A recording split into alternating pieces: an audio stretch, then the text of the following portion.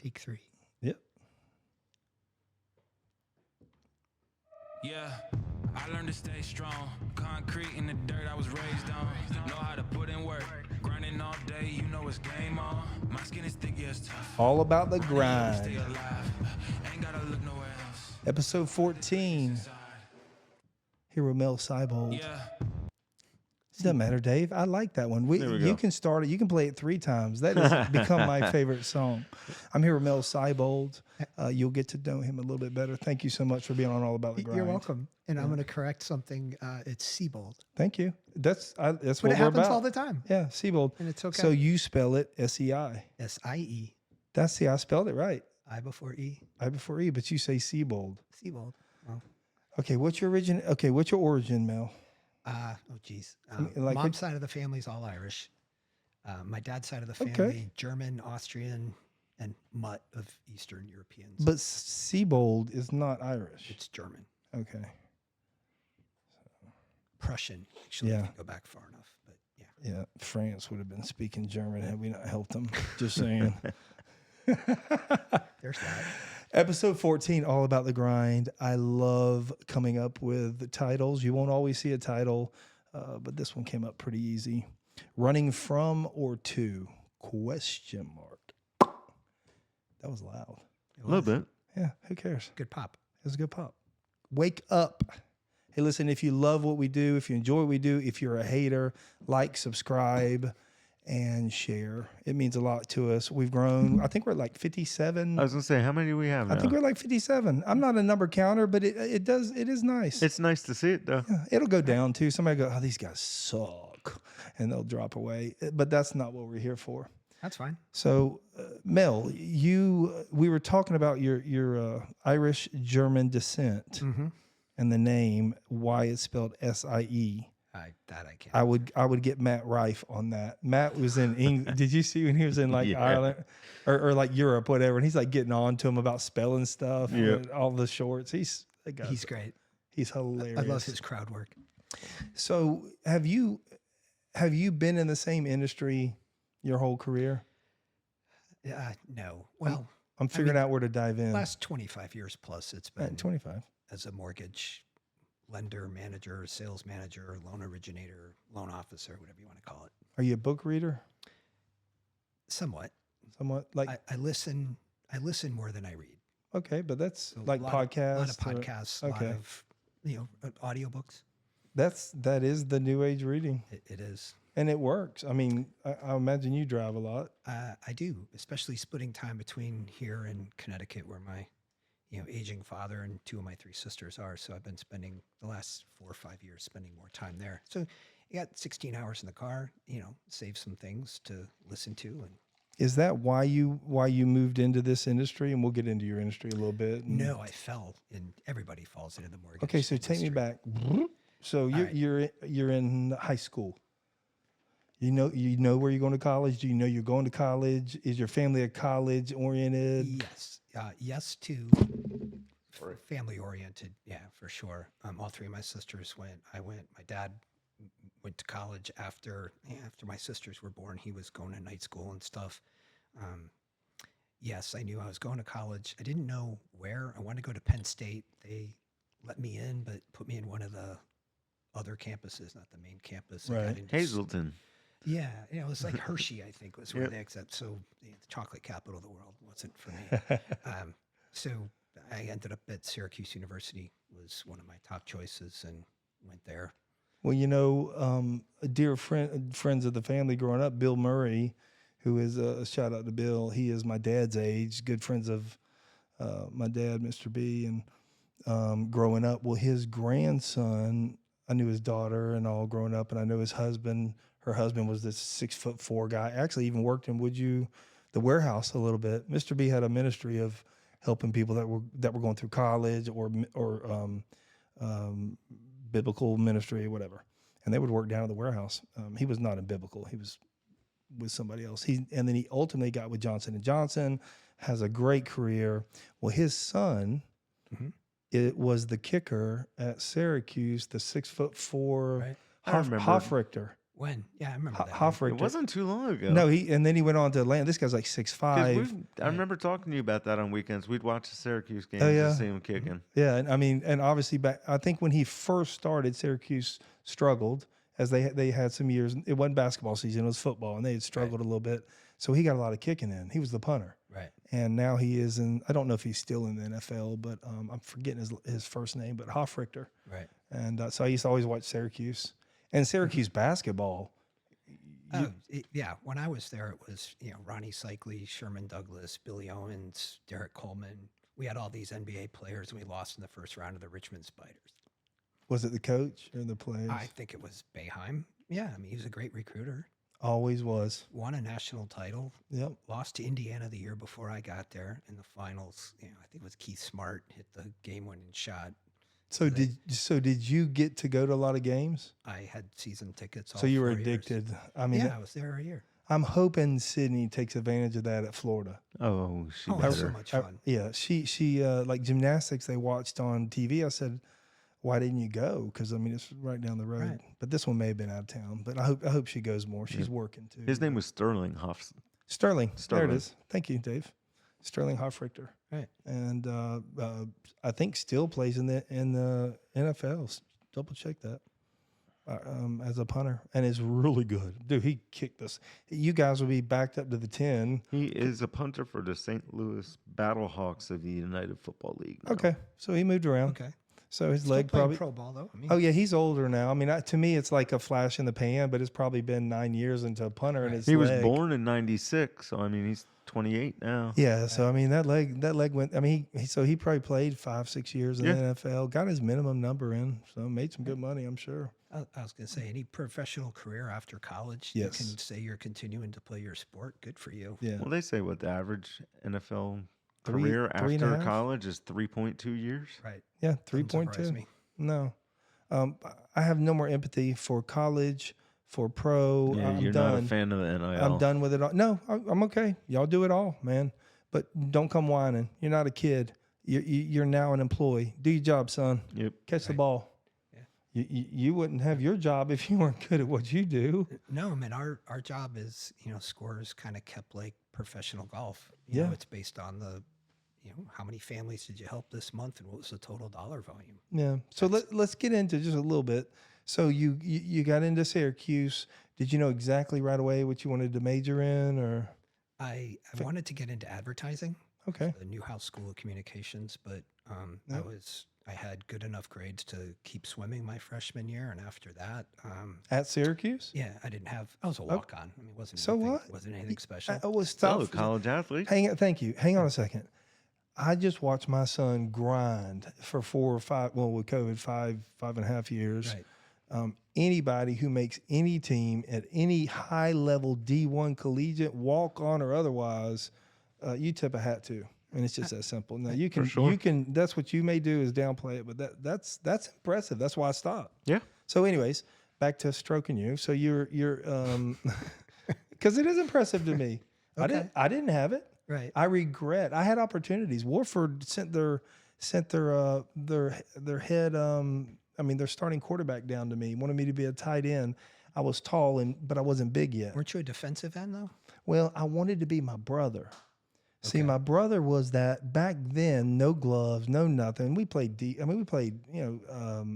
single A ball at University Christian. But Okay. this guy could run a 4.40 and probably faster when somebody was chasing him, and he had hands like glue. I was gonna say, That- I imagine mean- if he had the gloves. Right. Yeah, and Dave got a little bit of it because this was years when I was drinking. We were at the bar, and this young 26-year-old who used to work for me, who could fly, started running his mouth to Bart. Bart's this old guy, bald headed, and he said, and Bart is not a talker. He just does. Okay, in jeans. I think he had loafers on He had jeans on with loafers, and he went out back and took the loafers off and and outran him. Nice. Yeah, on the sidewalk. yeah. But I watched Benny Carbert do that to Willie McClendon, who went to Florida. I watched Benny Carbert run backwards on him in penny loafers. Yeah, that man, he'll never. He never went on to major college ball. I think he played basketball at Edward Waters for a little bit, but he was a stud athlete.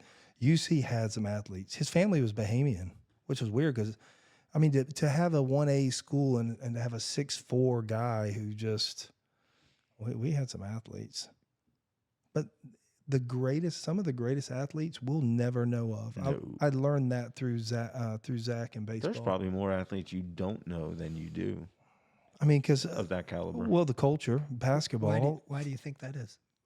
Well, Is it the well, $1 million arm, 10-cent head, like the old movie quote? the street gets them. Okay. They're inner city of some sort, or even if they're not, they have a lot of them now. There's money involved, so these agents are involved at 8, 9, 10 years old. Right. You know, I mean, I'm sure Willie McClendon's boy has been seen. Every guy who's ever produced in D1 and Right. made it to the NFL, and God forbid you had ever 2 people of your family, they'll follow your whole lineage. Oh, without a doubt. You know, and so I think everybody chases the dream of sports, and I think it's in the inner city, and it's basketball, and football. Heck, if they get in lacrosse, dude, they would dominate. And I don't mean they, like, I'm just talking about if the inner city with their athletic skills and then whoop, I mean they're fast.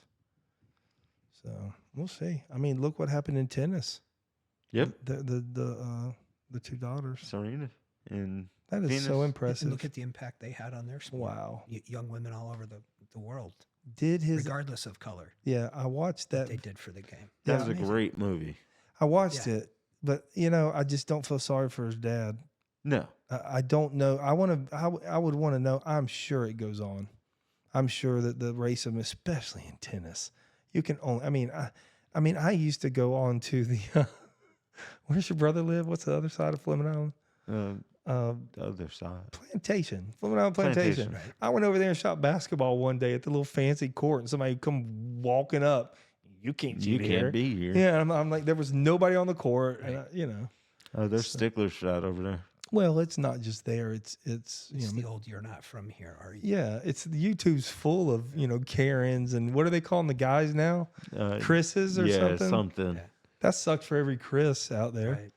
So it's Karen and Chris, I think, or I whatever. remember the day we moved to Florida. I mean, this is 1993. So I get out of the truck at a gas station and I go in and get whatever Gatorades or drinks we were getting because we had to unload a truck. And the guy said, "You ain't from around here, are you?" I said, "No." He said, "You a damn Yankee, ain't you?" I'm like, "What's that mean?" He said, "It means you ain't left yet." I'm like, "Ooh, so much for Southern hospitality." And then I realized we're not really in the South. in No. Florida. Florida's Southern, but we're not the South. No, especially.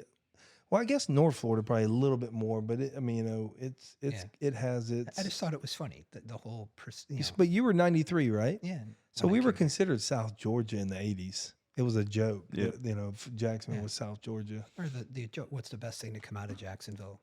I-10 West. Kyle. That's Kyle is the male Karen.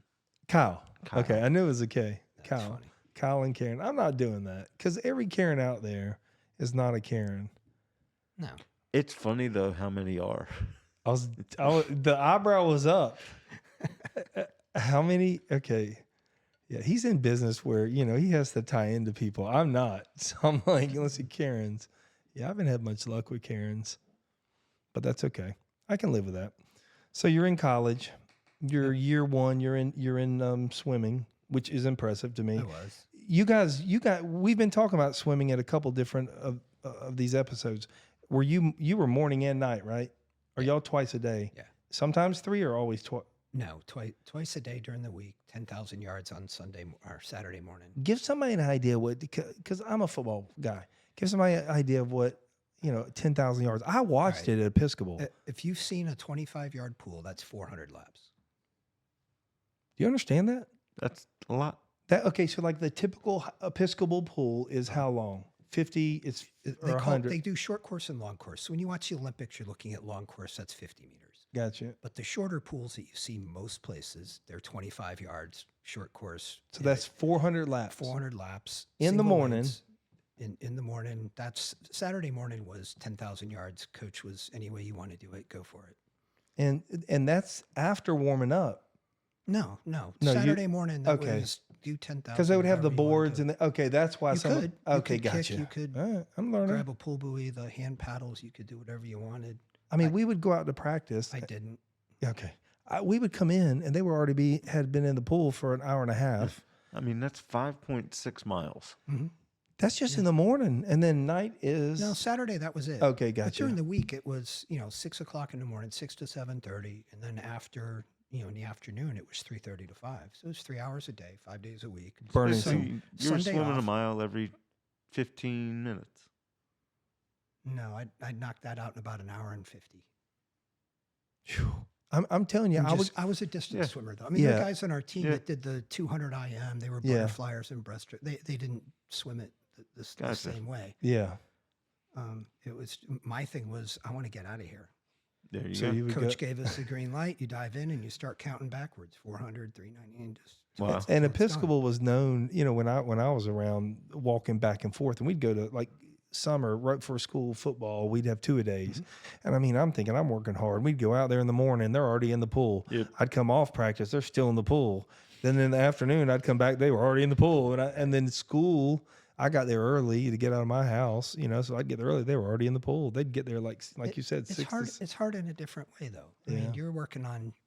I mean, yeah, you're both are working on skills, but Yeah. for swimming, for the most part, the endurance was.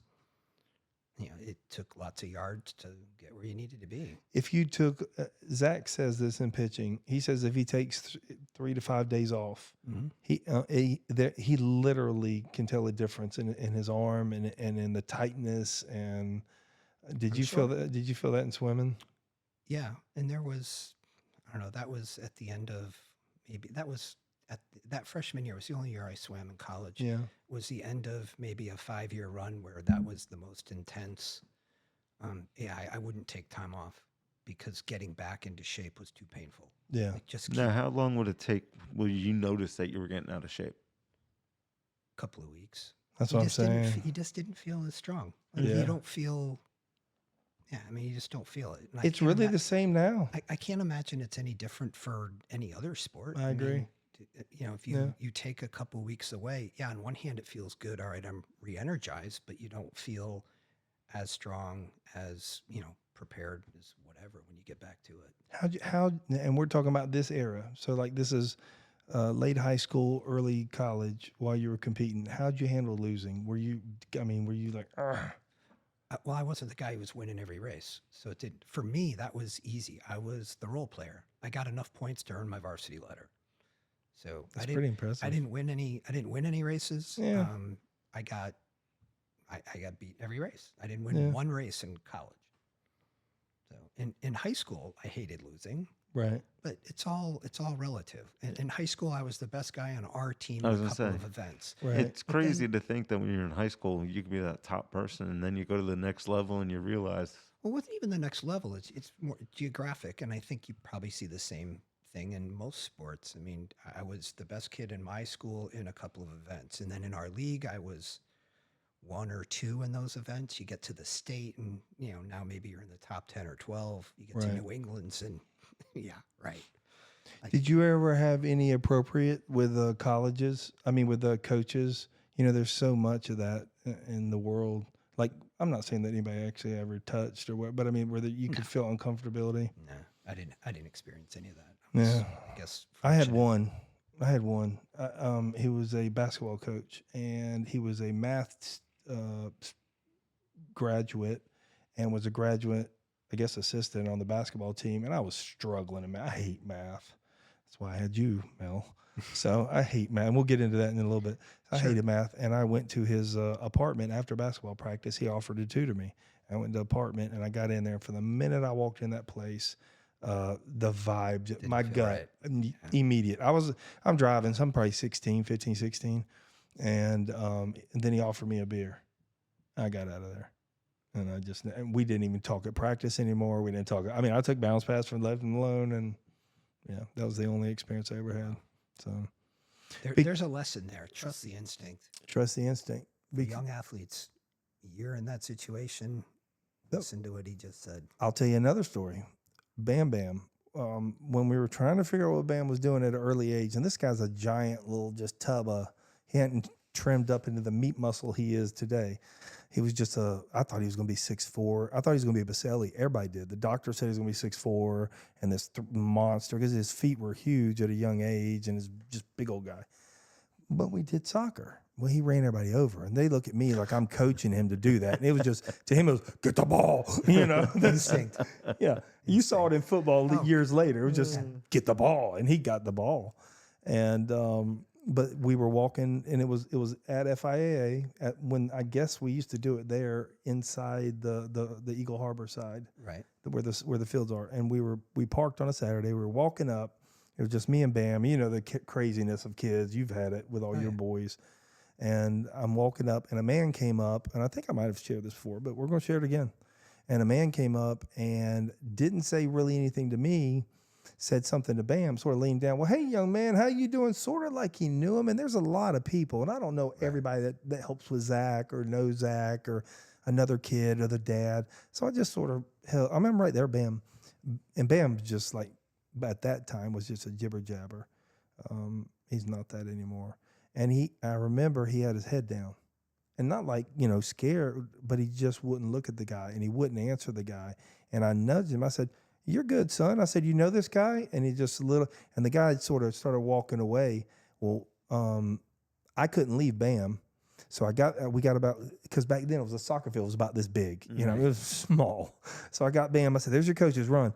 And I got on that guy's back shoulder, and I just followed him. I mean, I was probably this far away from him, didn't say anything. He never turned around and said, "I don't know," but I trusted his instinct. And I told him in the car, I said, "You do not have to acknowledge people you don't want to, Right. unless you're just being rude." And that was not the case. I know of one that I don't know that'll ever come out, and I can't say anything because it can't be proven. Right. I know one in Clay County, That's prominent. Awful. That's awful. If I said his name, you'd know it. Right. There'd be a lot of people that would And be shocked on that one. And I know of a gentleman who has a son who was involved and is now still dealing with it years later, and has gone wayward because his mind. I can't even imagine being violated in that way. I can't imagine. And this man walks around, and is praised. And I'm going to leave it at that. I mean, this North Florida knows them well. I don't know if it'll ever come out because they said it was past the statutes of limitations. People come out of the woodwork all the time. I'm praying say for it. something about a professional athlete or a coach or whatever. If you have statute of limitations or not, if you can't, I don't know. I guess this is the moral right side of me comes out and says, speak up and say, even if you can't prosecute them, to say something and make others aware, they're probably not the only victim. Yeah, but who they prey on are those that won't, and that's the journey. Right. The first journey was even getting the guy to where the young man was even willing to talk to authorities. And as I understand, I am not in the inner circle of this. Right. This is, just private, and it breaks my heart and pisses me off at the same time.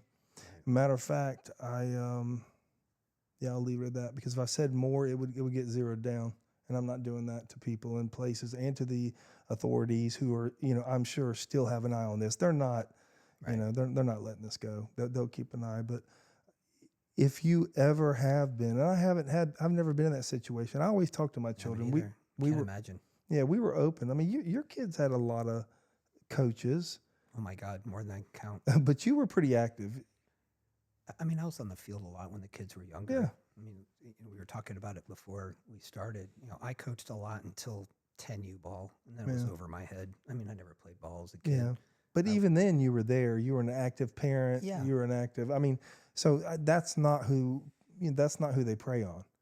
It's the lonely kid that they're picking up because mama's busy, or in reality at work trying to make a living best she can because she's a single mom and they're working till 8 o'clock. And trust these coaches to do the right thing with their kids. Well, and I know good men that used to pick up 4 and 5. I picked up young men all the time. Right. So this is good too, and it's the good and the ugly in the world.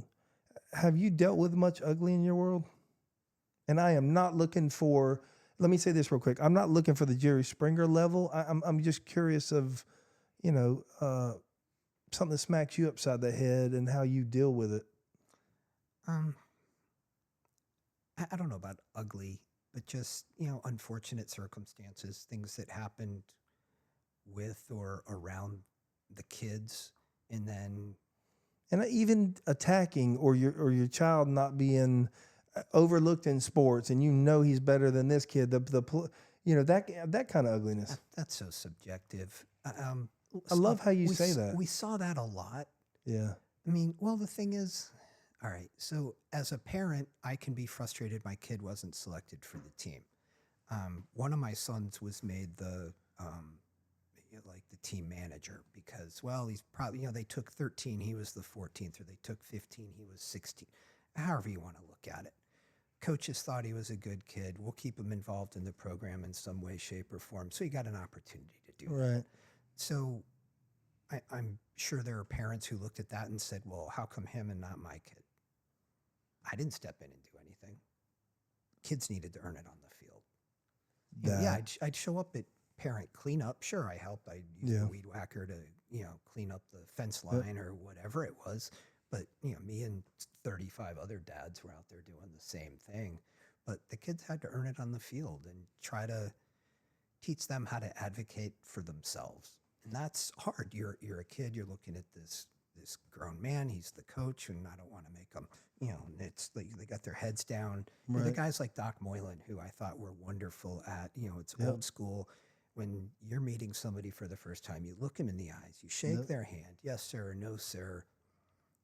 Just how to be professional about it. And that's, so, I mean, back to your point, things that felt wrong. Yeah, I'm sure there are. None come to mind. Like, Okay, so this is we got why. slapped in the head, and So this is why you'll start getting why I want him on this podcast. He just off the back. It's water off a duck's back. With him. Have you always had that mentality? No. Okay, so that's what began. That's why I want you here. All right. So I mean, but it'll get deeper because of that. But so give me. That's why I was asking about the high school and the college. I'm trying to figure out about losing and how you dealt with it. Where was it where you began to process things in the way that it just really you found the positive even in the struggles? Well, I was never anybody who dominated at anything. I thought I was a pretty decent athlete in that I learned how to pole vault in a month. I wasn't great at it. I scored points for the team. Again, earned a varsity letter. Didn't win, I won a few meets here and there, but I contributed. Like I was always sort of that person. I wasn't great at anything, but I could do a little bit of a lot of things.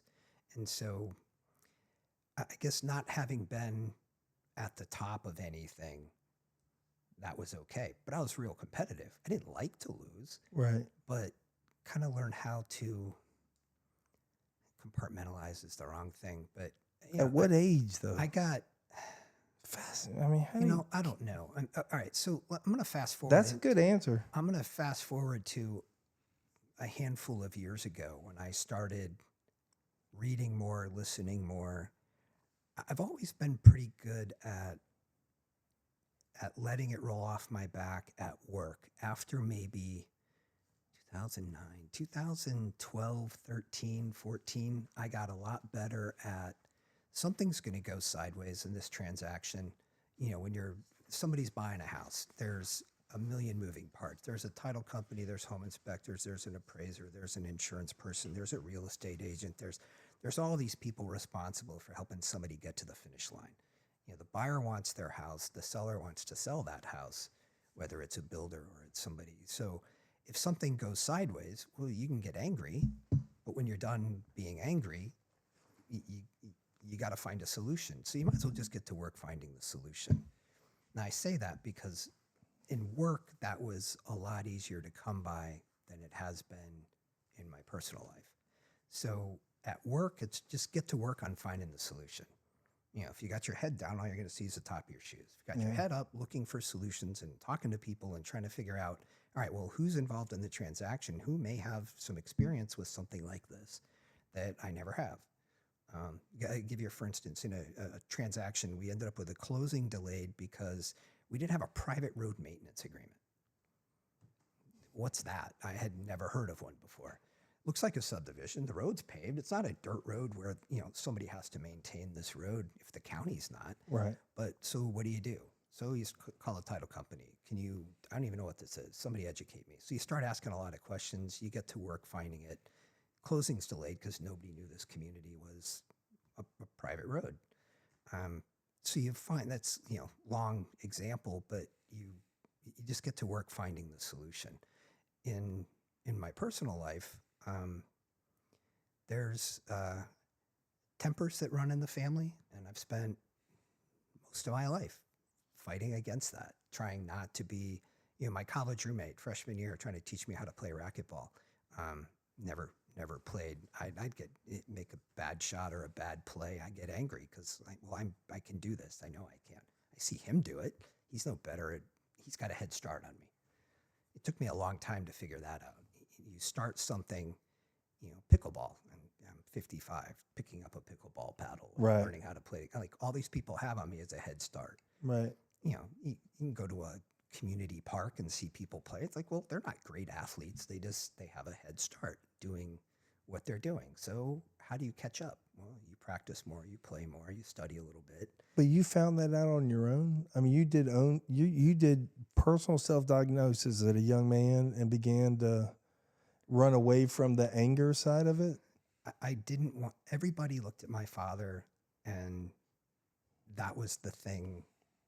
If you didn't like my father, that was probably what you didn't like about him. He could fly off of the handle? Mm-hmm.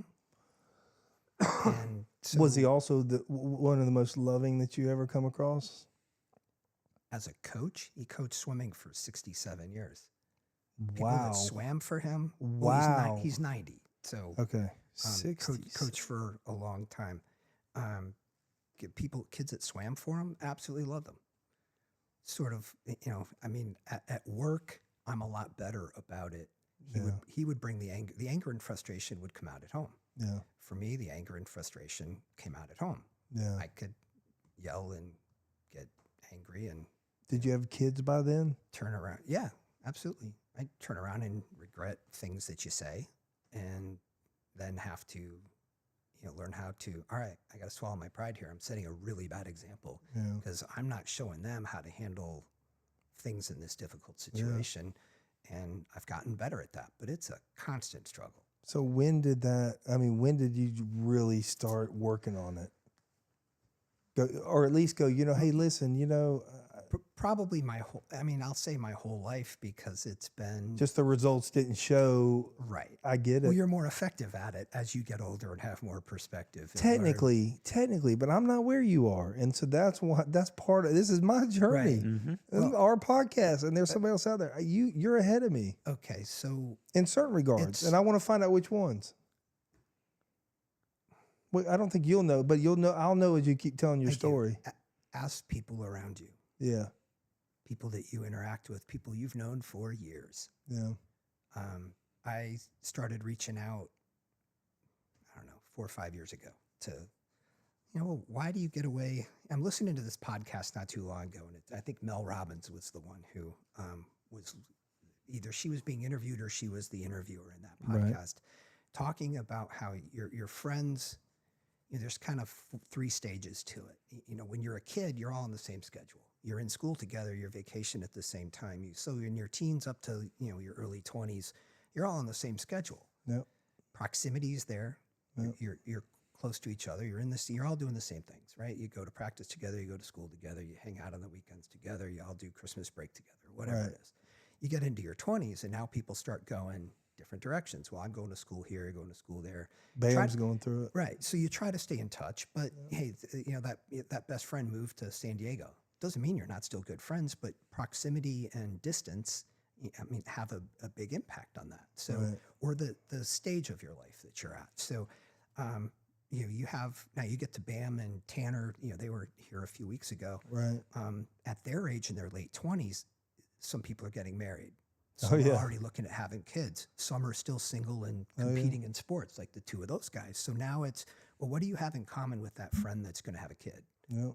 Next to nothing. Doesn't mean you're not still compatible as friends. Right. You're at a different stage of your life. Proximity is now different. So now you have a new group of friends. They're friends now, or they're teammates. Proximity is there. They're all training for baseball. They're entertainers. They're Like-minded. right. They're doing their thing. Yeah. You get into your, let's say you get into your 50s. Now you've got some people with an empty nest at 40, others empty. Their nest isn't empty until they're 60 based on, well, when did we start having kids? Yeah. So you have all of that. Doesn't mean you're not still friendly. So I say that to come back and say, reach out to people that you've known in your life who you trust to give you honest feedback. Yeah. And ask, was I an asshole in that situation? In this circumstance, what kind of impression did I make? One of my best friends from high school has introduced me more than once and says he's an acquired taste. I'm not afraid of those conversations. Me neither. Tell me, give me the feedback. Yeah. How else?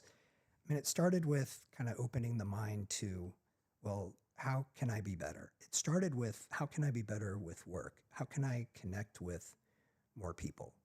It's be curious, right? I mean, honestly, People love talking about themselves. if you're asking somebody, I mean, I'm taking a financial application for a mortgage loan. Well, you can fill in the blanks, but Right. well, how come now's the right time? Right. What's changed in your life? Well, let's talk about that. Who's inspired you? Right. Why is today the day? And in an effort to try to understand people better, to start asking the questions. And it didn't take long as I started doing that to turn it around and say, well, what do I need to learn? Okay, so I watched you. You were our mortgage specialist, and we had the SBA involved and a knucklehead bank. You suck, Union Community. You suck. And It's our weekly shout out. I've heard. you stay professional. This is my damn podcast. You suck. Anyways, was that one of the most difficult you ever dealt with? One of the more difficult. That was very intriguing. And because there's, all right, go back to Shrek, right? He says ogres are complicated. There's layers. They're like onions. There's layers. Your transaction had layers. Lots of layers. Because the SBA was trying to get every penny they could. And understandable. Listen, it's banks. I get it. And the mortgage company wants to get as much as they can. I'm going, listen, if you'll let me float. And there was so much equity in the housing market. There was so much opportunity. And we couldn't touch a penny.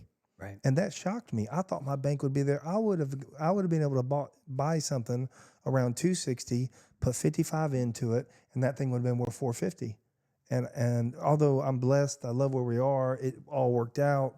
But how y'all got to the finish line, I have no idea. Persistence. Yeah. Just ask lots of questions. You just touched on something that's, I think, hugely dramatic. Run with it. You had an expectation. What does that say right there? Yeah, expectations. How realistic? So I've got a couple of really good friends of mine that are now retired. They're my age or younger. That they do such a wonderful job living in the moment, living in the present, Living in the now. being present. And when you have an expectation that's not met, that's the fuel for your anxiety. Yep. Took me a long time to figure that out. I figured that out maybe a year and a half ago. Okay, so let me paint a scenario. Sure. Because you were involved in all this. I don't think there was ever a moment that I was really, I mean, there was a couple times of losing this, that, but overall, that was a long process. That kind of stuff doesn't really bother, like the van I have, the ProMaster that they've had for 3 weeks. I just rented Don a car. It's the human dynamic side of it for me. It's when it's a human that intends injury to me, whether it be reputation, and I don't mean like, every little gang. Listen, I got a lot of knives in my back. I'm okay with people, chirping. I mean, I've got 31 work wives just in the stores, and I mean, they all second guess you, and I get it. That's just natural. I second guess. It's okay. It comes with the territory. I mean, the person that walks in your life that is rude to you, and I've been around you while it's happened, that is rude to you, and it's pretty blatant. You had to recognize it. and you were just so relaxed. Nothing, it didn't bother you. I'm not responsible for their reaction. So where did that lesson come from? I don't know. No. I don't know. Do you remember? I'm not responsible for that person's reaction. I mean, is that a relatively new thought process? Okay. Last few years, yeah. Because I mean, that's where I'm getting. So if you've got expectations, I mean, to me, that's where it starts. You can relieve a lot of anxiety by, I'm going to focus on the present. So I guess a lot of what I've read and listened to lately too talks about you only have control of one thing, and that's your response to whatever There life it is. throws at you. Simple concept, right? Hard to implement. Really, really hard. Hard to live. implement. Right. Because there's emotions involved. Absolutely. And when those emotions are touched, now the rational brain gets, put on the back burner, and it's hard to come back to, all right, how do I, but you can get angry, you can get frustrated. At the end of the day, you got to get to finding a solution. What is that solution? And just knowing that, well, there's comfort in that. That's a process in a system of something goes wrong. What do? You gather information, the best information available. Heard somebody not long ago say, we make the best decision with the wisdom that's available, or the wisdom that you now possess.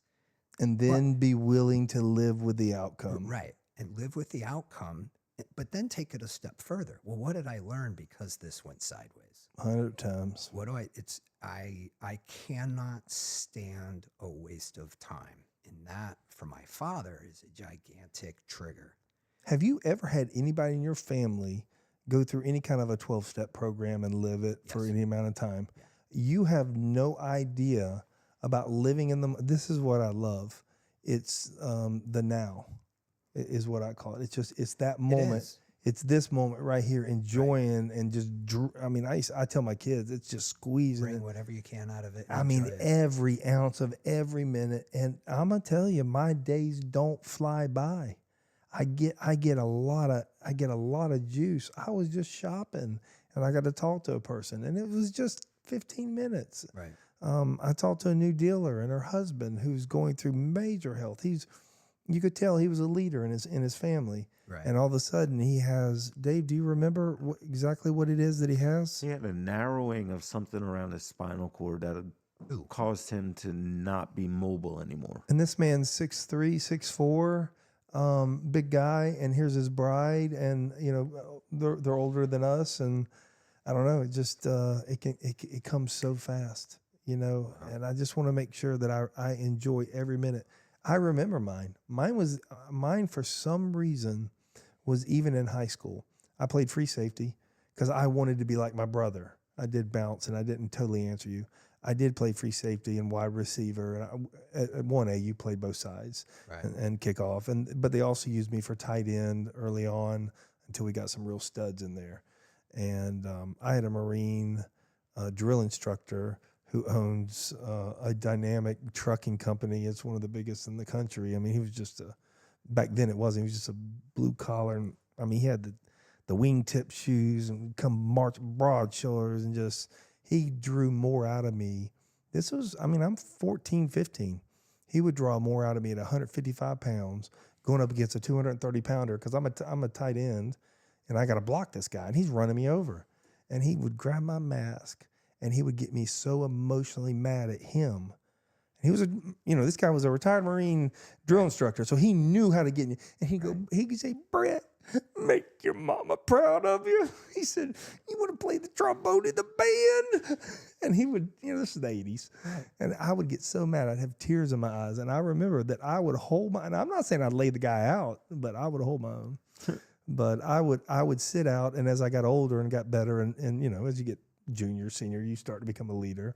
And by the time I was at Episcopal, and I would sit out at a free safety, and I would stop in between the plays and just smell it and look at the crowd and the moment and the time and the anticipation of, right, and know this is fleeting, it's gone, And for me, it went faster than I even thought, which is why that's why I had such a passion with BAM. Because in middle school, he was told, this sport's not for you. Right. And he came home and he was devastated. I said, son, do you believe in yourself? He said, yes. I said, are you willing to work for it? I said, yes. I said, then let's go. And 26, he's still Go do playing. it. Like I love that story. It reminds me of, I forget who it was that told the story about Adam Sandler when he was a senior at, I think, NYU. He had this professor that took him out to have a drink and said, "This isn't for you." Yep. And years later, he's at the height of his SNL success, out with a bunch of the cast members, and he ran into that same professor, and did you know how he handled it? Have you heard the story? No, I have not. No. So Adam Sandler looks at all the guys from the SNL cast, and he said, "This is the only professor that ever took me out for a drink." And he left it at that. He believed in himself. He had all his success, and he had a chance. This is a guy who took him Had out, a chance sat to him kick down, him. and he had a chance to kick him, and he just said, "No, this is the only professor that ever took me out for a drink." Someone recently told me that the lions don't pay attention to what the sheep, where the sheep roam, or what they say, or something. I'm not willing to put myself on a lion category because then all of a sudden that's ego. For me, I just like living in the moment.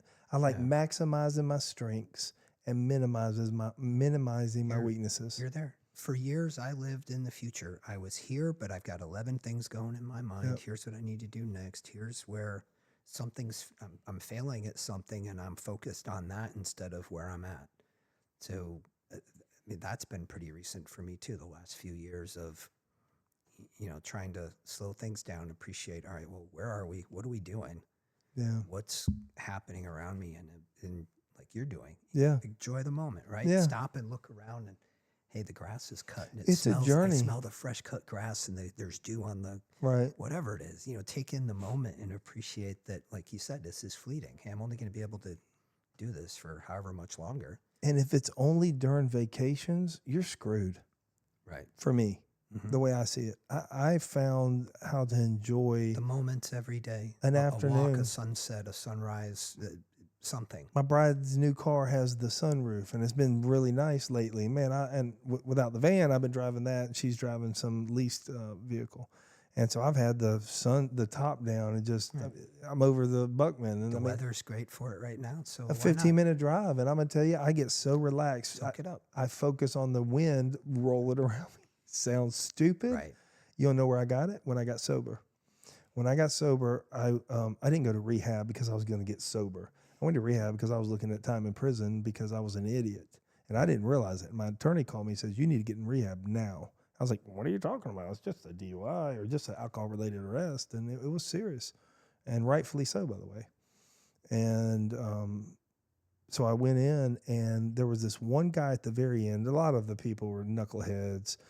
They want you to write down how much you spent, how much it's cost you, because they think it's a logical issue. And then all of a sudden you'll logic. Well, I've had logic. I was running businesses all over. I could create. If it were that easy, nobody would have an alcohol Yeah, problem. if it was pure willpower, are you kidding me? I've dragged companies all over the place. We built corporate, would you? I mean, so it was not a willpower, but I thought it was as well. That was the idiocy of me. Learning, And that was the learning curve of me. And it took men, and it took another man and me being brutally honest and being willing to listen and learning self-reflection and letting someone else have my brain and make decisions for me, which for this alpha wannabe, but being open to it, to accept the feedback and to say, all right, that's their perspective. But you got to get to that enough point, right? Yes. Right. And was yours like a bang, or was it a gradual? It wasn't a bang. Most of them are gradual. It was find gradual, and learning, just learning that, the reflection of how can I be better? How can I be a better example for my kids? How can I be better with my clients? Yeah. My coworkers that I need help with. I mean, we work with a lot of people. None of us does anything all by ourselves in our lives. Absolutely. I mean, there's family, there's friends, there's coworkers, there's suppliers, there's whatever it is. You got to be able to get along with folks. And sometimes if you go through that exercise of asking other people for their opinion, you really got to be I'd be willing to listen Yeah. and realize, okay, that's their perspective. But Now. why did they see that when this was my intention? My intention was one thing, Yeah. and what they saw was something else, or how that impacted them. So what's going on with them? And that, I haven't always been great with empathy Yeah. in life. I always thought I was good at putting myself in somebody else's shoes. And I think from a work perspective, I was. The shoes of, why is now the right time to buy? Why am I buying a house in this price range or that price range? Or what's most important to them? That I could do, putting myself in somebody else's shoes when, there's a tragedy in their life or something to relate to that. I wasn't very good at that. And see, Dave and I we're talking about this earlier. I was too much, and I think I'll remain too much for me. For me to find the vulnerable, I have to remain vulnerable, and that's a really hard thing for me to do.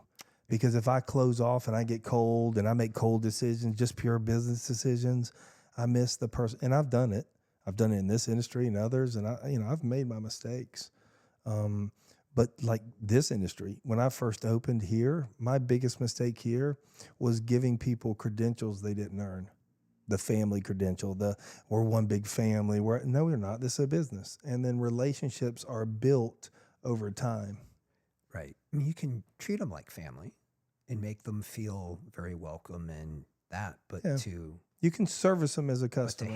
hand them something. Yeah. It's sort of like paying the rookie a ton of Oh, money. I mean, I was before they've covering played the rent. game. I mean, there was on some I'm covering. These people hate me now, and they talk as if I'm, part of the devil's team. And I know one that, I carried 3 months straight with rent. Yep. She didn't make rent. She wasn't even remotely close. She was ready to quit the industry. Yeah, I remember. And I talked her into staying because I believed in her. And now she's doing awesome, and I'm happy for her. Right. And it just doesn't have to be here. And now we're ugly people now.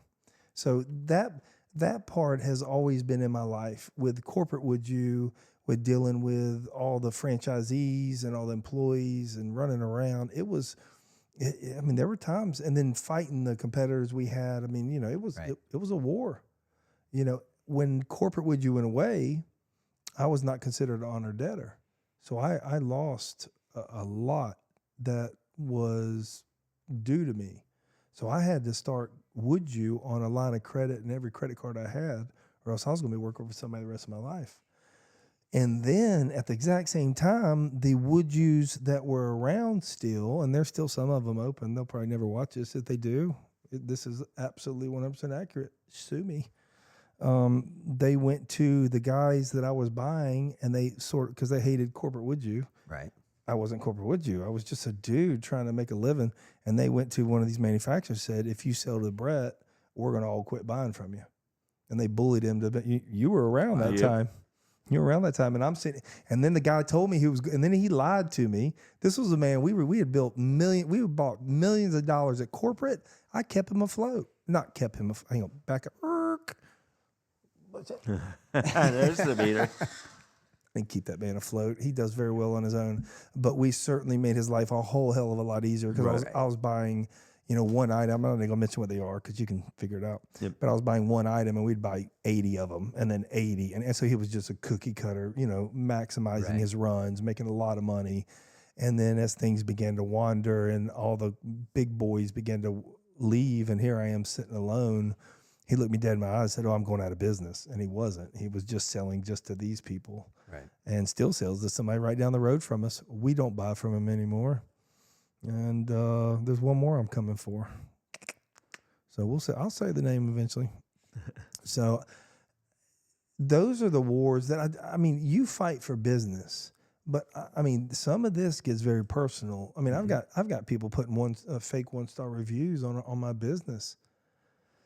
You want to talk about rage? That when I first read that, I didn't even know. It was like 6 months in. I don't pay that much attention. I live in the now, do the very best I can with the customer in front of me. Right. I want them to enjoy the experience, enjoy the V1 Vibe or whatever business I'm in, whether it was the roofing or elsewise and otherwise, and get the perceived value past the dollar. And you were good at that. Even and how you can do that in mortgages, is difficult. Mine is a little bit easier. I don't know. It's It's service. Reputational risk. Yeah, solve the problem. If you solve enough problems, you get to closing on time. A to B. Dave, does that sound familiar? A little bit. Yeah. Was it when he was talking? So Mhm. I have in all of my stores, you'll see that there's a little triangle. It says A, and there's an arrow, and it says B, and then there's a squiggly line, and there's a C, and there's a squiggly line back up to B. And so A is the problem, B is the solution. Don't come to me with a problem without some form of a solution. Right. And I've that's heard that for 17 years now. Yeah. Who's the the 1 minute manager meets the monkey. yeah, I was going to say It's sitting right there. Lewis Howes or somebody has that, if you're going to, come to me with 3 solutions, 3 solutions. They can be dead wrong. They can be stupid. but bring me something. Bring me something. Don't just That's just like Greg said in his podcast. I don't care if it's wrong, but don't come to me with nothing. Bring me 3 solutions. Right. Because a lot of times if you hear, all right, there's 3 options here. Oh, I like that if we do. or it sparks something else. Right. That's Which the we went point. through in my mortgage. I remember we were all over the place Yeah. trying to figure out how to do it. And then we're all over in ranges and then adjusted ranges. We were Plan A, Plan B, Plan B, C. If this happens, we play this card. If that Yeah. happens, we play this other card, Yeah. so that we have, so you have an out. And then when we thought we had all the cards played out, it's like, wait, let me go back to ground zero. Let's look at this again from. I think I did have another one perspective, and time where I really had it. Maybe 2. Yeah. And you were just so even killed. Well, here's the thing: there were enough moving parts. Sometimes we're pigeonholed. There's one way to make this work, and Yeah. one way only. Yeah. You had so many layers in yours. There was, well, if we crazy. can't move the dollar over here, we'll move the dollar on Yeah. this side. So Yeah. there was, actually, it was easier because there were more possible solutions. Now, that added its own element because, well, now there's 4 things that need to be done instead of just one. Yep. But, kept our head up looking for solutions. We communicated a lot A lot. on Saturdays and Clear Sundays communication. at And night, in the that's what morning, made and- me feel good. Yeah. And that's that what it was- is. But see, that's the C. So A's the problem, B's the solution, and that's how he gets there. And that's probably the vibe that I was getting and why I felt so comfortable with him. C is what most people do. Well, okay. What I see a lot of people do in business is C is the oh my God, what are we gonna do? The gossip, the hate, the energy, the wasted energy. Right. And then you have to climb out of that. And that's the upward. And so then Just don't go down there in the first place. Right. Get And- working on the solution and lay it all out on the table. right. And we used to take the lines. I used to draw the 2 lines, and then we'd literally just put them up, and they would be 3 times as long, obviously, as the A to B. Right. And it's keeping emotions out of it. But you said something a lot, expectations. Yes. There's a saying in one of the 12-step programs that it's said around the rooms a lot, that expectations leads to resentments. Right. And so That's I where resentments build. Right. The expectations. Yeah. And so I work Absolutely. really hard to keep my expectations low. And on others, on me, I not so much. Do you have high expectations? And if so, I used to. So were they financial? Were they? nobody could be harder on me than I was. Yeah. Like I've been told that by a lot of people in my life, and I don't feel that anymore because drop the expectation. Now that doesn't mean you don't want to achieve something. It just means that I'm more flexible with what that goal or that desire, whatever it is you're after. There's more flexibility with it so that it's not this way or no way. And to work toward something like that is a lot more manageable. And if you don't have the expectation, hey, I want to do X or I want to achieve Y, whatever that is, if you don't get there, or the journey along the way has to change a lot. There it is. Having a target is one thing. There it is. Having an expectation of it's got to be. You're That's dead. it, right. You You're have you're in line- adaptability. Right. You're in line for a whole lot of frustration if it's got to be this. Adaptability. You in midstream, in any problem, to get to a solution, there's never a straight. There's always going to be speed bumps. Always. You have to be flexible. Flexible. I was for a long time in my life not flexible. Me neither. at I tried to all. run right through it. Right. and knock my ass out. I feel like one of those robot vacuum cleaners. Absolutely. I'm sucking stuff up and doing well, and I hit a wall, and I got to change direction, and My whole life's constantly. been knocking down doors. And it's really interesting today. I don't take 10 steps back and get a running start on doors anymore. I just push them. And if they don't want to go, there's other routes. Right. I have never found, and Dave's been with me a long time now. I don't know how we're sitting where we're sitting. I mean, it's a miracle. There's been so many moving parts from corporate. I mean, not corporate Wood you closing down to the Loretta location, to then having to move within 30 days and find another location on San Jose that I could pay the rent for. Right. And then the money to float it. I mean, because all of a sudden corporate was shutting and we were moving. So everybody thought we went out of business. And it was it was miracle after miracle and hard work after hard work, and That's good. Well, there's the old adage, right? The harder I work, the luckier I get. you'll love this. Something Absolutely. butchering No, that that's quote, no, but you something didn't. like that. No, you nailed it. Here's a beauty.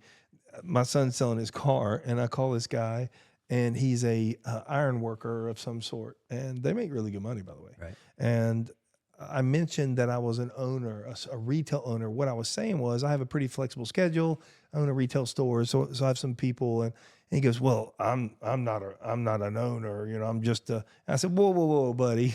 I said, "Back up." I said, "I'm a custodian from Phillips Highway, man. I've grinded my way up, and I bet you he has more in his bank account than I do, because it's here. Could be. It is. We'll see." So there was the reason I was flipping through this. There was this guy who used to. I don't know that I wrote his name down yet.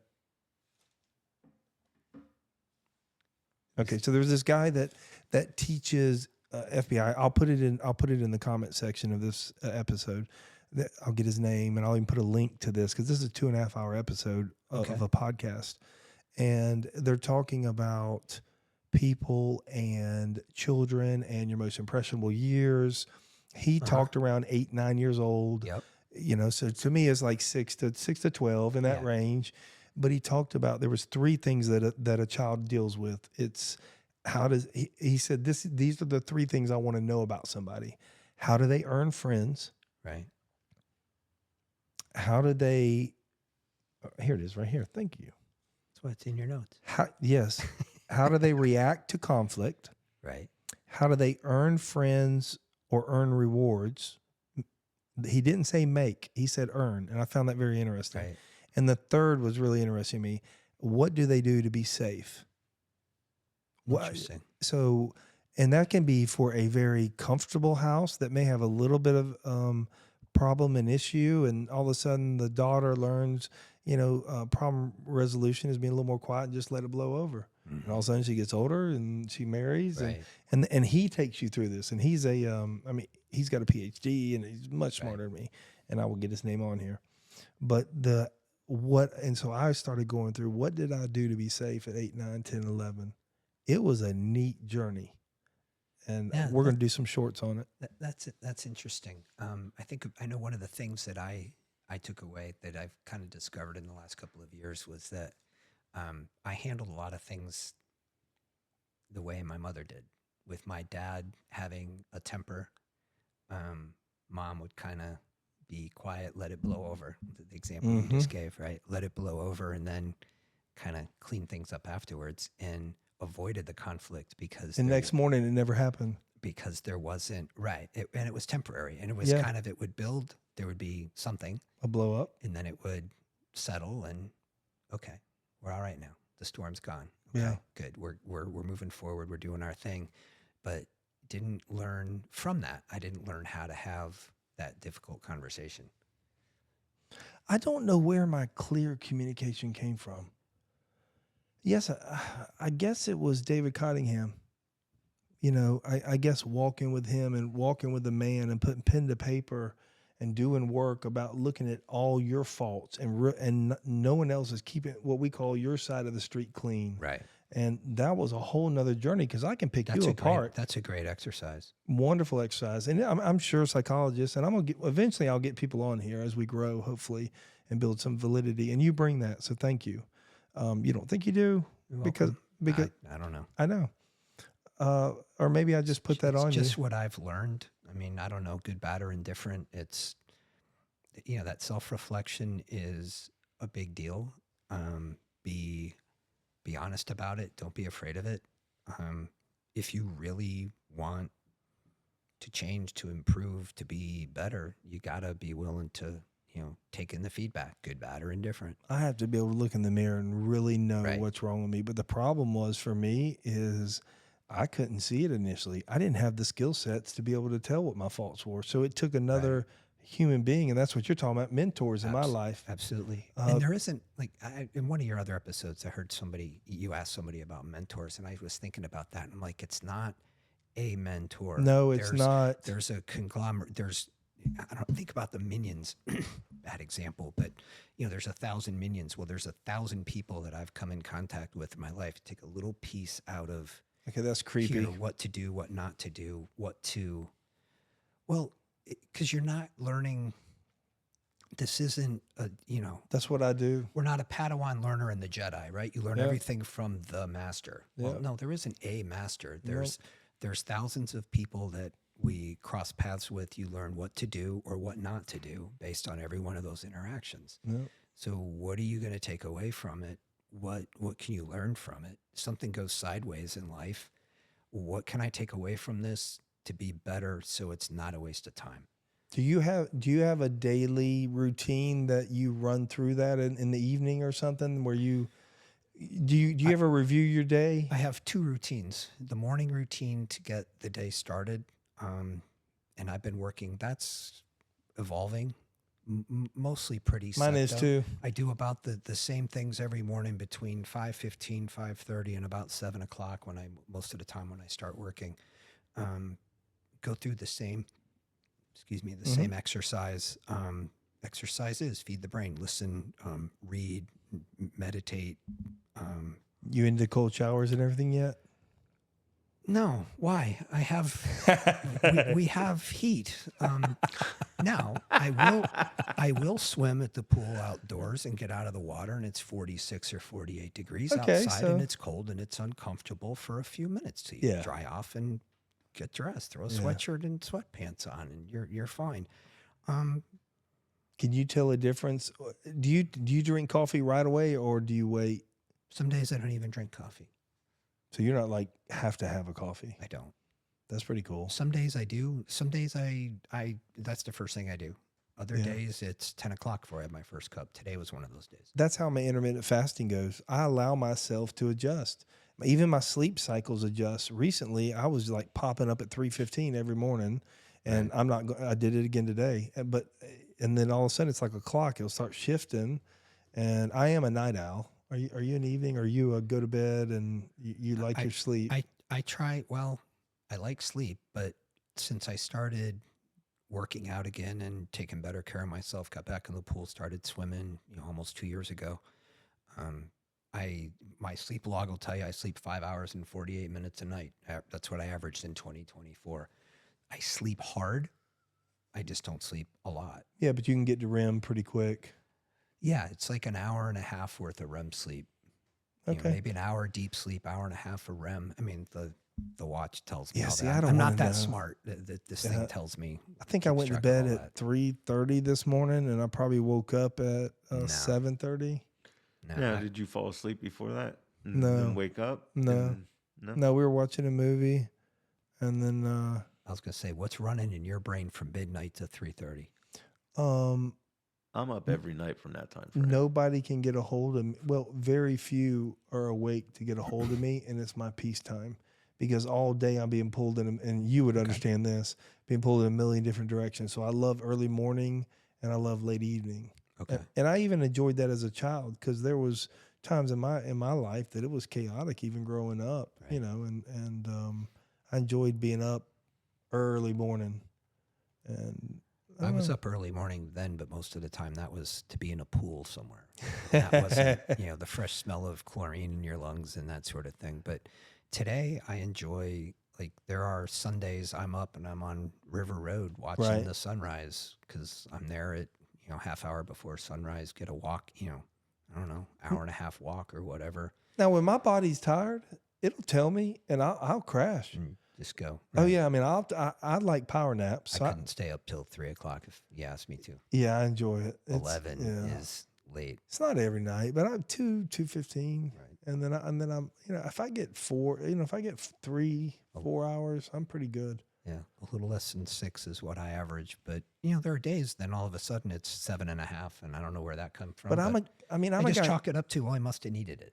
Yeah, and I think as we get older, you do need a little bit less sleep. But I'm a guy that can smoke weed, and it energizes me. Right. I'm ready to pull weeds and build stuff and talk and Right. and Okay. my wife tried it one time with me. You went to sleep. Oh my gosh, it was like, dude, I came around the corner and she had it was like one little half a toke, and she had and she had the blanket up to her chin, and I was like, Marie. And she opened her eyes, and they were like bloodshot. And I was like, "Go to bed, babe. We're good." And so she's not a smoke. But me and my doggy stay up. So There you go. Whatever works. I did find what I did to be safe as a child, and that was going into my own little world. I created my own. I didn't click with a lot of people as I got into. I had friends, but I didn't really ever feel a part of. Yeah. I felt like I kind of floated between I did. groups. I did. I was an athlete, but I wasn't a jock. I Yeah. didn't play basketball or See, that was football. me. I was never the I best. was on the track team and swimming, and so yeah, I came across something, but I didn't have a group that I belonged to, quote unquote. But you'll Yeah. know something. But I had some really good friends, and we're still in. We see each other once a year. Yeah. One of the guys lives out of the country, so we don't see him all that often. Sometimes it's 2 years before we see him, but Yeah, see, I don't have that. the rest of us get together. There's 4 of us that Yeah. hung out together, and I got one, There and you go. and I'll take it. No, listen, not Perfect. complaining. I got one, yeah, and I can call him at any given time. We can not talk for 5 years, and it's like we never missed the pick bat. up where you left Yeah, off. yeah. I Yeah. mean, one out of town. Right. I consider David, but one that I could call. And actually, my son stayed with him. Didn't even know him. Stayed with him 6 months when he was doing minor league ball and everything up in North Carolina and all. So, Nice. and it is valuable. I'm learning. I'm trying to learn more as I get older about taking the time. I do enjoy myself, but I'm a go guy, Right. and I enjoy it. Before the podcast, I was re-merchandising. Right. And I don't know. It just, my mom never sat still. Right. Ever. It was just, it wasn't like it was a sin or anything. She just always had something to do. We were always, and so Right. it just kept my motor moving. Always creating something. I Yeah. don't know about staying safe. I'm thinking about that. Like, what's the thing? I don't know. Being around friends. Yeah. That's what I was leaning That's, towards with to me. See, I yeah. couldn't get to them. I'm secluded in my house, other than going to church, and it was around the church thing. I felt like a Mormon. Right. It was church and home, church, sports. Fridays, we would go, and after Friday, all the football players and the cheerleaders would go have pizza, and we'd have to go straight home. I had a girlfriend; she'd go hang out with with all the guys and all the football players. I'm at home, and I wasn't driving yet, but I was close to 15. Right. That's weird. That 15 was movies and mall arcade. Yep. Maybe. Oh I'm no, I trying to was think never of dropped what else. off. No, if it wasn't a church or if it wasn't a church organization thing, it wasn't being done. Right. Other than sports. And my brother was really good, so I chased him. I was weird. Like I never left. Was No, still. But it made me a competitor, and so I'm getting to something about never being the best. okay. I've over my journey and really peeling back the onion of who I am, never achieving the highest successes like he did. He got into his high school Hall of Fame recently as a pitcher. Oh, that's cool. He had your ERA was what? 1 point something. Well, ridiculous. This guy, he blew his arm out in high school. He was throwing 94 back then. When 94, now everybody's with these weighted balls in 96, 98. But yeah, and I never had that skill set. He was that jock. He walked around, everybody knew him. That was my brother. And I mean, people knew me because of my brother. You And were his brother, though. to this day, I ran into somebody at Four Rivers just picking up food Just the other day. just the other day, and then it's never. Well, it's hey, how you doing? But Bart, his name always comes up. Always. I didn't see my grandmother on my mother's side. She's passed now. I didn't see my grandmother for probably 5 years. We were up in North Carolina. I just got married with Dawn Marie, so she can verify all this. We were downstairs in the basement, and Granny Mae had been out shopping with one of her 5 daughters, and you could hear her come in because it's backwoods, you know. Rah, rah. She's got that voice, and you can hear her talking, and she's coming down the stairs, and they have brown bags, and she comes down. I'm sitting there with Dawn Marie holding her hand, and watching her come down the stairs, and they're all cackling as they're coming down. I was like, Granny Mae, I said, I just want to introduce you to my new wife, and she hands me the brown bags of, where's Bart? I swear to you, and walked around and looked at Dawn Marie, and I was like, yeah, welcome to my world. Second fiddle. Yeah, but I didn't run from it, which was weird, and I still don't know why. Bart was the wide receiver, and he was a 4-4 flat, where here I am at 4-6 because I had bruised heels, and I didn't know back then they didn't know how to fix them, and I just didn't have the speed. I was a tight end at best, and I just kept playing his positions and like free safety. Right. But I actually was a defensive back. I would be, competing against Bart. So we did get on the front of the Times Union. We have a front page on the Nice. sports page because I went to Episcopal and he was at UC, and UC was really good. Oh, okay. And my dad transferred me to Episcopal. Because how'd that happen? Long story. No, there's a lot of these people that are big and they'll punch me. So, I think academically. Oh, listen, there was people at University Christian that the coups and all that were just dynamic academics, but it was too easy not to be academic there for me. Okay. And so I got more into a college atmosphere and a work scholarship because we couldn't afford Episcopal. Right. So we had a work scholarship when I went there. So here I am pulling up in a 77 Lincoln with all these Porsches and Saabs. It was awesome. Who cares? Listen, All it without means is they spent more money on a car. It doesn't make them better human beings. But without that school, I wouldn't have been ready for college, the way I was. Right. College became a little bit easier. Taught me to read, got me interested in reading.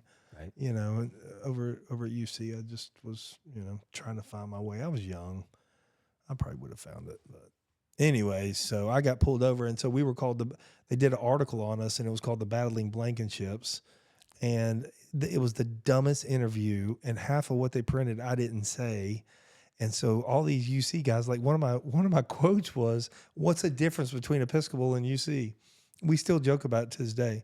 And I said, well, they say, I said, well, at UC they have water, and at Episcopal we get Gatorade. I didn't say that.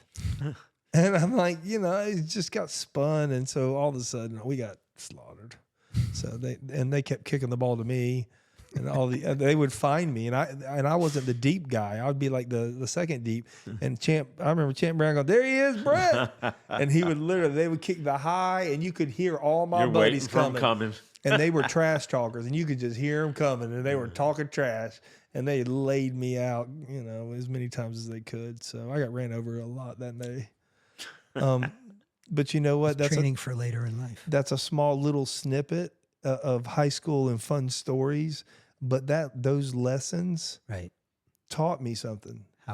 Nothing's easy. Nothing's easy, and I'm not that good at anything, so you better not make mistakes. Right. And it's like when Syracuse plays somebody, and they may have a good team, but you play a Duke, and if you make any mistake, Duke's going to capitalize on it every night. Right? And that's the same way in my life. I am not a rocket scientist. I'm a hard worker. Right there with you. But you know what? We don't give ourselves enough credit, because I do have the ability to adapt on a very fast pace. And that has saved my ass on the street and in business many times. And I've been willing to stand the gap. I battled the SBA. Right. I pushed them around and was able to get a over a point off when rates were skyrocketing. Right. And I was literally right there when he called me. And what they meant for bad, not the SBA, but the SBA is just, I mean, is it not just too difficult? Can it be easier? It seems like things get more complicated than they should be or need to be. Yeah, because a guy like me just can't I mean, understand I remember it. the interaction with them in that transaction, and it just seemed like there was a lot of, well, it's always been this way. Right. Okay. And how much paperwork did they lose? Okay. That's scary. Does it need to be, can we conceptually look at this and say, does it need to be that way? But that's a Can it be government better? agency, Can it right? be, I guess. Yeah. So, I mean, that sort of answers itself. Yeah, it might. I mean, they're right. It's not a merit system that they're rewarded on. Yeah. How did you handle conflict early on in your life up into like your 30s? Not well. Yeah. I mean, were you a in the face kind of a guy, or were you behind? Yeah. Yeah, I was. I didn't, people got in my face, I got right back. I Yeah. would push back. I don't know, but it was my own insecurities. Yeah. I knew what I didn't know. I mean, I knew I wasn't the smartest guy in the room, and now it's like, I don't want to be. Yeah. There's a comfortability there is. of knowing I can't do this by myself. Right. I can only do my part. And submit is the wrong word, but to Subservient. to submit to that, to know that, all right, I'm not, somebody here is going to have a better idea than I do, Yeah. but I can contribute. Sometimes we just had our, as a company, our mortgage company just had its national, whatever event, summit. And our CEO talks about all the time about how none of us is as smart as all of us. And to be willing to ask the person next to you, the person across from you, behind you, whatever, take in all the information. But you dive into vulnerability very quickly. Yeah, I do now. But I used to not. I had to be the one with the answer. I was used to being in a position where people came to me with problems and needed solutions, and a lot of times that meant I lived in a self-built silo. I lived in a silo. God, I wish I didn't understand that. I couldn't show. I couldn't show the emotion or the frustration, and I would internalize it, and that was horribly unhealthy. I sat in hotel rooms and puked blood for years and wrote goodbye letters to my wife because I thought they'd find me dead because I didn't know it was a panic attack.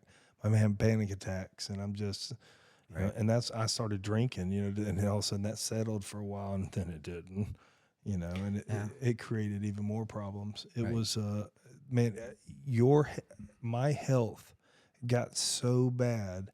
And it started in the mental. I didn't realize that then. It's so gradual. It is. Negativity just slides in your head so comfortably. And if it sits, I don't know this to be totally scientific. I'm not a scientist. You guys know by now. But what I really believe is I don't want it sitting in, I call it my upper chamber. Some of those people will call it upper chambers. Right. I don't want people renting space in my head for more than 10 seconds. If I am, I've got to do some work. I need to call another dude and tell him about it, right? And cut that problem in half is what we call it. And then listen to the advice of what he has. And it may not be what I want to hear.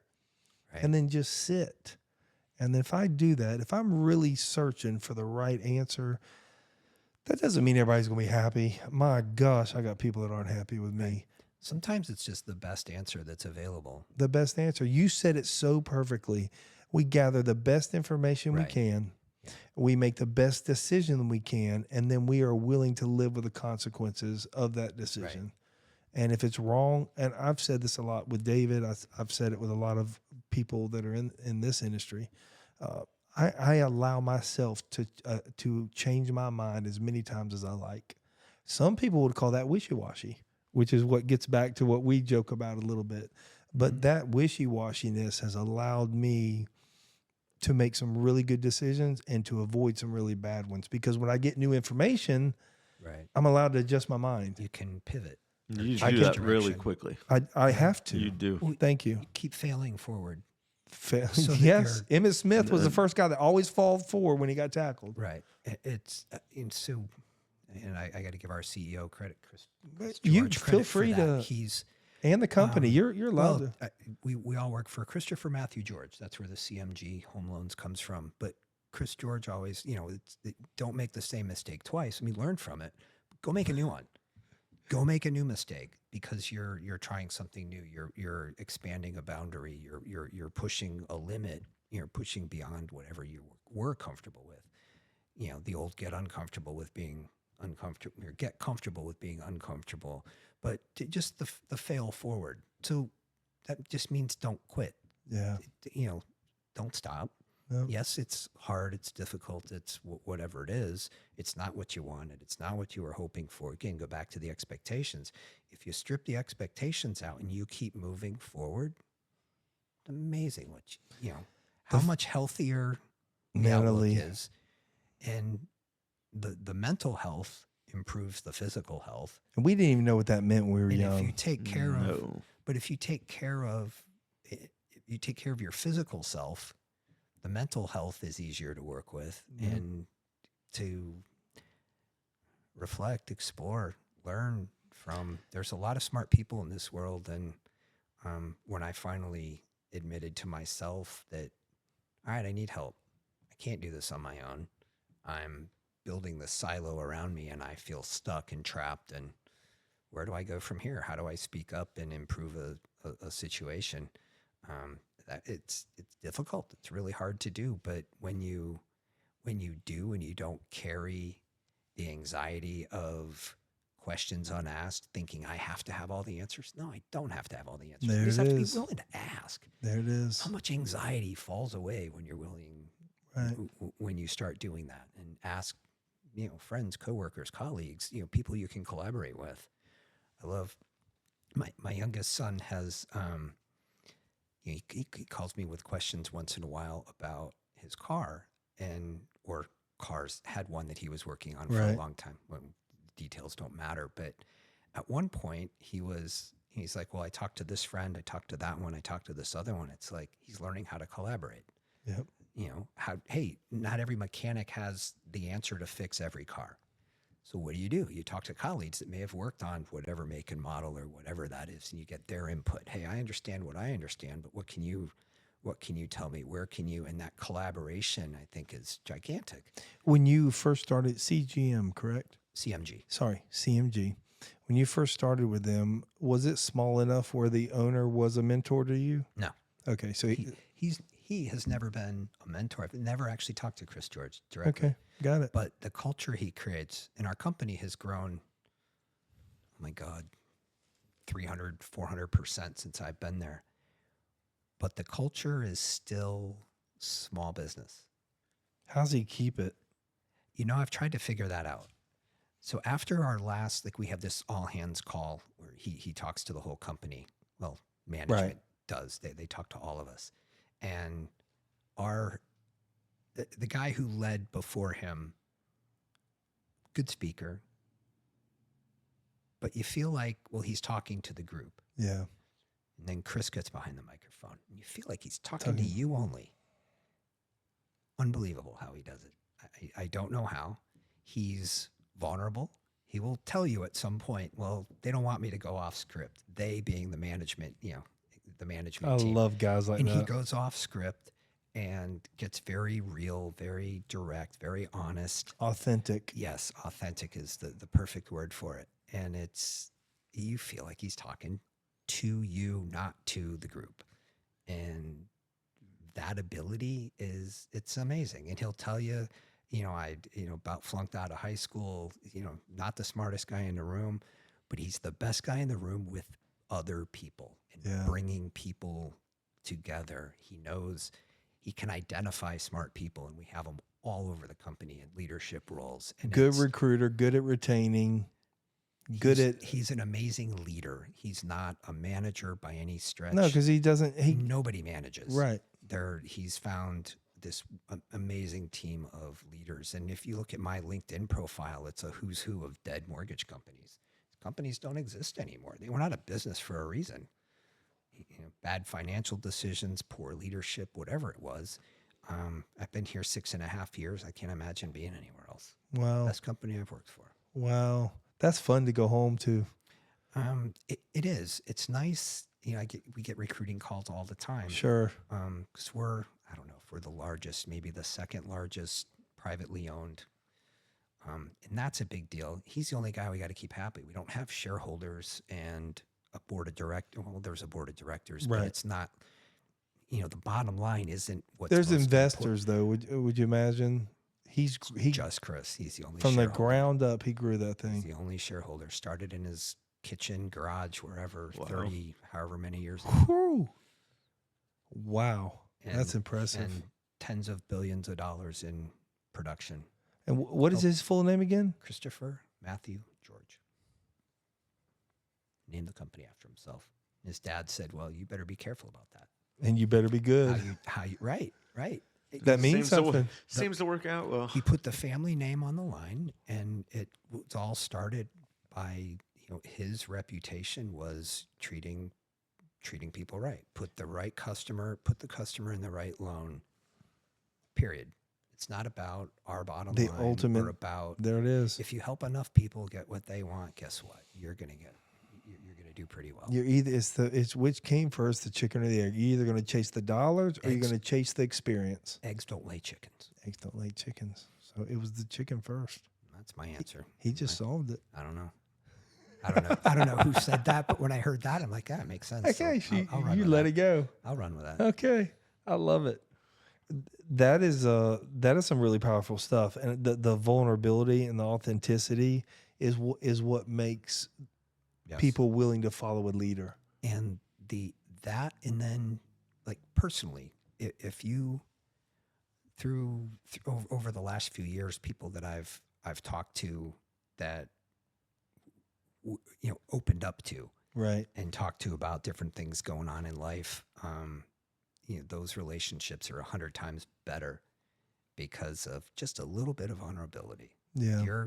If you open up to somebody and the response you get back is negative, that tells you all you need to know about that person. You may still have them as an acquaintance, but they're not going to be in that, I don't know, inner circle, whatever you want to call it. But if you open up to somebody and they open up back and you can share that, like that relationship just got cemented. It does. Do you That's- find that pretty frequent in your life? Yes. I don't. And this is another reason you intrigue me. I believe it's the reverberations I put out, the intensity that I have, the passion, that is misconstrued as negativity. I'm brutally honest. I had to be to get to where. That's why we get along. Yeah, even during the mortgage things, I was able to be brutally honest with you, and you weathered it. How many times over the years had we stood near a baseball field somewhere and said, like, Derek Jeter's not on this field. Right. Have a realistic expectation. Yes, we love our kids to play at the next level, but we're realists about this. We can be honest about it, and we're not shoveling a bunch of crap. Do you see a big gap? And this is not a tear up dad moment, because I look for gaps with my boys. Do you see a big gap with your children in parenting? Was there something you missed? Things I wish I'd have done different. I don't know. We all have that. I don't see it, by the way. I'm gonna go ahead and jump out there. I saw you with your children. We knew each other. We didn't really hang out, but the time you spent in the batting cage with your young boy who died swinging bats. All he wanted to do was he woke up every day and found something to hit a ball with. Yeah. For years. Yeah. Has he been able to transfer that onto something else? He became a diver. Okay. No, I mean springboard diver. Only one in school. Actually, the only one in Clay County history. Really? I know, crazy. When he first started diving at Clay High, it was he's the only male diver at the school. It's kind of cool to see his name on the record board next to Caleb Dressel. Right. Caleb, world record holder. But he got to hang with her. Olympic. Yeah. Caleb. I don't know how many gold medals the guy's got, but he's not Michael Phelps, but he's somewhere in the conversation. But I'll give you an example. Like for me, I see my 26-year-old is him, a 24-year-old, and my 19-year-old. I wish my 19-year-old, and I'm not asking you to pick your in great specifics, but for me, my 19-year-old has a lot of me in her, and in a positive way. She can really see her, but she can find her faults really quick, which I can, and sometimes that can go too far. My middle boy is I don't really have much on him. And Zach, I think I almost taught him to be too respectful. He's 26 and has grown and become his own man. I love what he's been. I mean, he's just a dynamic dude. But early on, I think it was too much respect for people because he had coaches that were trying to push him to do certain things, and other players would have stood up and said something. And he respected them. And he with their respected decisions. And they kept changing his pitching, his motion, his this, his that. And he should have said, and I would talk to him, say, listen, tell me you and your dad are working and we're the pitching coach, Right. But he was too respectful. Right. And even went on into JUCO. Had a coach throw a chair and didn't tell me, hit him. And I didn't throw it at him necessarily. I was just having a tantrum and threw it. And a Bobby Knight kind of moment, and he happened to be in the way. Yeah. Okay.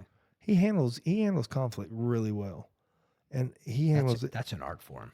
Oh, I told him I admire him. There's certain things about him that he did what I asked. I always told my kids, I said, listen, my goal is to die with some of my weaknesses and to not pass them on to the next generation. Yes. My anger, my rage. I've had that conversation with my kids. There are things about me you're going to like. There are things about me you're not going to like. And so if you learn from that, learn from that. Yeah. Like, take that. I did with my dad. Hopefully I'm a better version of him. I want my three boys to be a better version. That's the goal. And then we continue. Be better than I am. Learn from, you see something I do that you don't like, then don't emulate that. Nope. I'm good with that. Like I want that for you. Go, like we said earlier, go make your own mistake. Right. Don't do things the way I did. If you're not comfortable with it, you don't like it, or you don't like the outcome of a decision I might have made. Well, make a better decision for yourself. With the kids, my youngest is probably the most resilient. He's had a lot of stuff to overcome, and I'm very proud of him for that he's learning, as an 18-year-old to advocate for himself, and it's pretty cool watching him at that age. It is, and he fights because he's always had to. Like he's very resilient in that respect. My middle son's the most maybe reflective, intuitive, maybe more like I am in that respect, but he's honestly, he's better with people at his age at 23 than I ever was at that age. All of mine are. He's so much better with and it's funny to me too, because but they had real friends. Yeah, but I also think about, well, they've had this computer in their hands their whole life that we didn't have. We had to interact with people, but he's really, I admire how easily he interacts with people. My oldest, and I feel terrible for him in this respect, that I always wanted him to be as ambitious for things that I thought were important as I was. He's ambitious for the things that he likes. Took me forever. I'm sorry. Yep. I'm so sorry I didn't learn this sooner. Kid, he knows who he is. Yeah. But you learned it. What button do I need to push to get him to do? Because I didn't know any different. I did that with Jay Bird in baseball. He was the oldest. He was the first. He was the first, and I'm, I didn't know. I'm a new dad. What the hell do I know? I didn't There's know no anything. book I still on don't it. know anything. In the grand scheme of things, I don't know anything. No. But to accept that, to know that he's got his own ambitions and things that he's passionate about and for, and I kept comparing him to me at that age. Yep. We're completely different personalities. That was so unfair to do.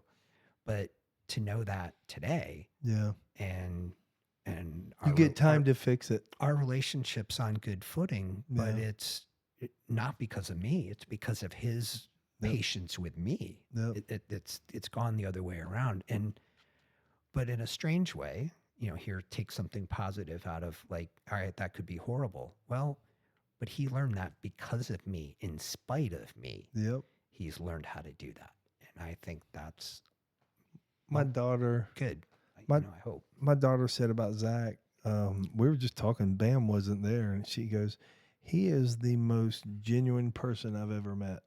And I was like, what? Yeah, there's no filter, No, which I think he gets from you. he does. But We speak straight.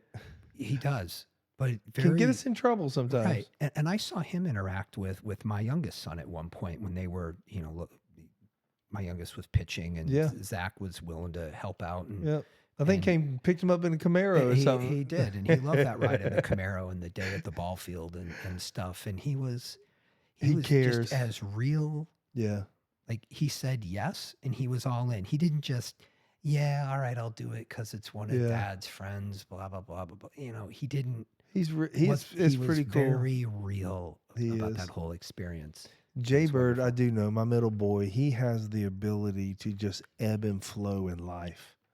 And it just, I want it so bad. He encourages me to keep working towards that. And I get better at Right. it. Where literally, I mean, I could be working every day and I do, even when we're closed, or I've got something going on. And sometimes I go, like my fishing's about to pick up. I'm going to start fishing again. I need my hour, 2 hours, of Yeah. woosah, whatever I that can- is, right. that if we don't get it, sometimes it's a power nap. Sometimes it's Food for the soul. yeah, sometimes it's just hanging. Man, sometimes I love sitting with my kids on the back porch and you just sitting, Right. being near, that energy and being around owners that have that ability to then pass it on to management that then has that ability, because you got to hire right, that then has the ability to pass it on to the people that, I mean, that's how many employees? I mean, that's impressive. I don't know, 3,000. Holy crap. And we've acquired a few other mortgage companies in the last year, but Yeah. he's very careful about the culture that he blends Yeah. with our, that it's similar. There's a lot of overlap. I got to get Al Emmerich with value mapping. He was our first guest. His dad Right. was the gentleman that did the melts in your mouth, not in your hands in the Oh, okay. 40s. And he was on Rock 105. Well, he has a company called Value Mapping, and it's finding your true value and Okay. understanding what your value is and what you bring. And it's just, and he works with a lot of big corporate companies and is a speaker and everything. Really, it's a really good episode. But getting your boys, because really they're 18 now, they go do what they want. Your oldest is 18. No, they're 18, 23, and 27. Yeah, so they're out there. Mhm. I mean, our parenting really for me is over. It's more of a mentor and a cheerleader.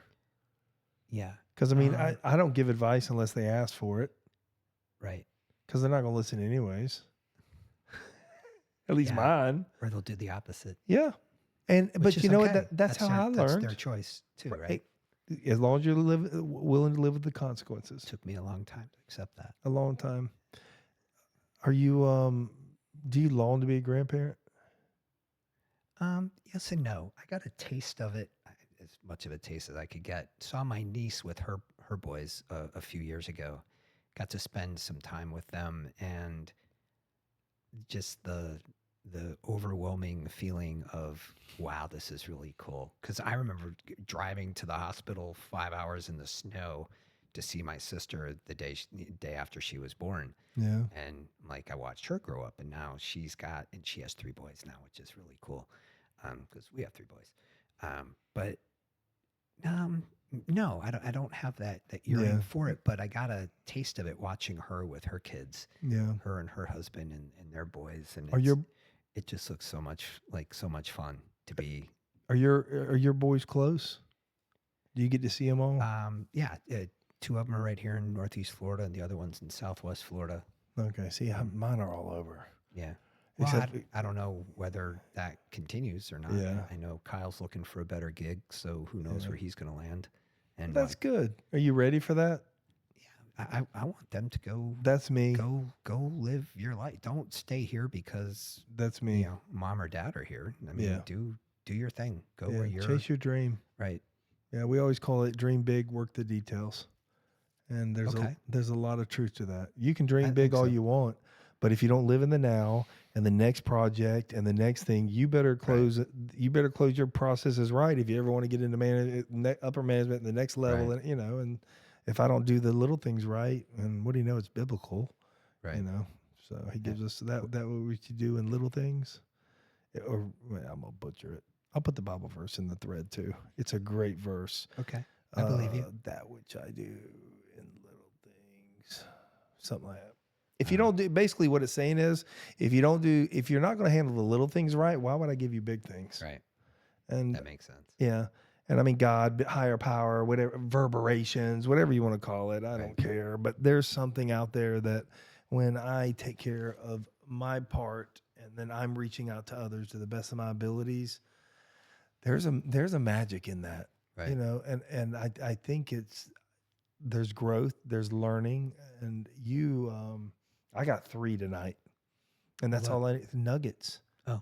Expectations. It's just, some of them for me, I've always said this, some of them are even just validations. I was going to say, or it's a reminder of something Oh, I knew absolutely. that sort of, went in a file cabinet in the back of the brain for a little while. Well, and some of them I use, but I'm lazy and I'm human and I'll forget. And you got so many moving plates, and I'm busy today. And did I get on my knees today? Did I ask people to, did I put my mind right so when I get out there, I'm out as a servant and not out as a bulldog? Right. Because if that bulldog comes out, I'm not healthy. Right. Well, if you're that football player running people over. But make no mistake, there comes a point in life where you got to put up your dukes and fight. And I've had to deal with it not relationships, in business a couple times, fighting for my life. Corporate, all those people, they did not want me to survive. Right. And manufacturers weren't selling to me, so I had to find other solutions. Right. And then when I got in this industry, there's a whole bunch of bozos out here. Right. There's some really good people, but there's some bozos. They think if they make one piece, never matter that we've been making them for years. Right. If they make one piece, it's just a different industry. And sometimes that fight it's not even to other people or the exterior or the outside. It's fighting your own tendencies. You know what it really is for me? Or you're in a rut, you're in some habits, and recognizing that, hey, it's time to change that, or I need to change that, or this isn't going to go well. It's when you're not around like-minded people. And I'm very toxic to those people, because I do speak very direct. Right. And people that want to live in the gray areas, I don't have time for, because I have a mortgage to pay. Right. And ultimately, this is a business. Mm-hmm. And it can be, relationships are built from it, but relationships don't start just because you walk in the door. I think any more than in your business. So expectations was one of them. It just validated for me the A to B, and the literally the years that can be saved on not wasted energy is really what I call it. And the anxiety that's eliminated by that. And establishing the culture through vulnerability and authenticity. Yeah. And I just want to make sure that when I live your truth. Live your truth. And really the hardest thing for me, I can live my truth loud, and that gets me in trouble at times because I'm just trying to be me. But the ability to not give a damn what they think has been a new growth for me. Right. And I because I care. And it doesn't need to be loud. No. Live it. Yeah. You don't have to be heard. Yeah. But you will be seen. Yeah. And you have that. There's a lot of that. There's a lot of comfort in knowing you're being seen, even if you're not being heard. But then there's that moment. Okay, so this is because good. People may interpret. So you something said, and it can be interpreted a certain way. Yeah. But if your actions are consistent and you stay with what you believe, and when you're true to you're authentic and you're true to yourself, that true, whatever. Because you can say something and somebody can take it the same way you meant it, or it can be taken a different way based on their perspective. Well, where was their mind at the time you said what you said? Yep. But if your actions are consistent and you continue to do things a certain way, treat people a certain way, handle circumstances and situations, you will be seen and remembered for that. Yeah. People are more remembered for what they did than what they said. Yeah. I mean, other than maybe Martin Luther King Jr., right? He said, I have a dream. But he didn't say, and this is, I think Simon Sinek was where I got this. He said, he said, he didn't say I have a plan. He said, I have a dream. The dream brought people together. I have a plan brings critics. Yeah. And so you can say something and it can draw criticism. But if you act in a way where you're treating people right, you're to your truth, to the things you believe and are important to you, that message will be seen. Yeah. I have a- I have a So lot don't of- live loud. I have a lot of faith in that. Well, not that there aren't See, times for- maybe to be loud, but I don't think you have to be. I guess for me, it's a passion thing. And I get so passionate when I know somebody's tapping in and getting it right. And, you know, my energy can intimidate at times. And I don't mean that like arrogantly, but Right. some people they don't run at the motor that I do. And that's Right. okay. They sometimes can be more efficient and get things done, not Right. run at that motor. Right. But, you know, I've been doing this a long time and had the ability to run a lot of stores. And so it gave me skill sets. But there's organizations where you need that high motor person Yeah. to bring some of the thinkers, the more methodical, because you may say, hey, we've got to go this way and do this. And they're going to say, but, you know, to your point earlier about, well, here's the plan, but the details. Yes. So somebody might have the drive and the energy, but you need these people to fill in the blanks, the details. I to mean, I help you could get never there. do what half these people do in these rooms. Right. So it's like It is a team. You need each other so that, Yep. but you mentioned it earlier, surrounding yourself with, you know, like-minded people or people who can maybe follow the vision. You're not all the same, but you're going to get there because, well, hey, I'm providing the fuel and the energy, and these folks are going to help with ideas and execution and, you know, things that need to happen. Are you as well. comfortable cutting people out of your life? Yes. Okay, see, that's the difference right there. That's what I haven't done. Mm-hmm. Is I am slow to cut people out of my life, and so it drags out the pain because I always learned to give a person enough rope to hang themselves so that I could sleep very good at night because I can be a vindictive person. And so the only way I know how not to be is to know beyond a shadow of a doubt I have to get hit a little bit Right. to know that I went far enough. Okay. Years ago, there were, you know, some people who were part of our life that seemed to live on drama or fuel drama. And it's like, it takes so much energy. And it's so that the focus was on them. Yeah. Okay. I don't need that. Next time I get invited to join so-and-so, I'm going to be sick or have a headache or I need to be somewhere else. I'm getting better at that. And not around whoever that person might be. If it's somebody who's constantly taking, Ooh, son, that's exactly what I sucking call 'em. energy Yep. from your direction. And it can be family. Do you need that person front and center in your life? Yeah. It's not to be rude and really dismissive, but just give them the attention that what they bring to the table deserves. Yep. I guess maybe is the way to say that. And also taking people at face value, taking them for what they're giving you. I Mhm. really would try to work around it, knowing I can adapt to them because I would bring my franchisee mentality into here. And this is a much smaller, I mean, these people are renting smaller spaces and, Right. you know, they don't carry the weight that a franchisee did that was putting up $250,000 and, you know, Right. doing their own store and, you know, risking it all. Right. And it's a different mentality for this. And so I've had to adapt. You know, my first year, I made a million different mistakes. Right. You know, I shared too much information. I exposed me for who I am, my faults and all the struggles that I was going through. And people can't carry that weight, Right. you know. And I'm better today, thanks to mentors. And you know, I want to jump on this real quick before I forget about it because it's popped up 3 times in my head. You mentioned it. You talked about it's not just one mentor. It can be many mentors, and that's what got me on the high school and Yeah. Mr. Penland. It's an auditorium full of people. It's that an contributed. auditorium Right. full of people. I probably have 50 at least, and I mean, you know, I mean, there's just so many from high school to college to when I was at the school board. You know, just in the Right. Tom Seidel, who was just an electrician, and he taught me to, you know, do 90s and have, you know, pride in what I did and Right. that my angles and spacing, my merchandising, a lot comes from him. Right.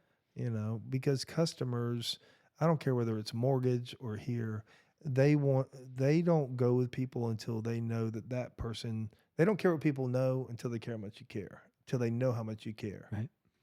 And Agreed. if I can pass that on to people through lowering my expectations, keeping their which is in your industry and mine, special orders, custom builds, yours is a long process. Managing the expectations is gigantic. You're always having to chip it away. Right.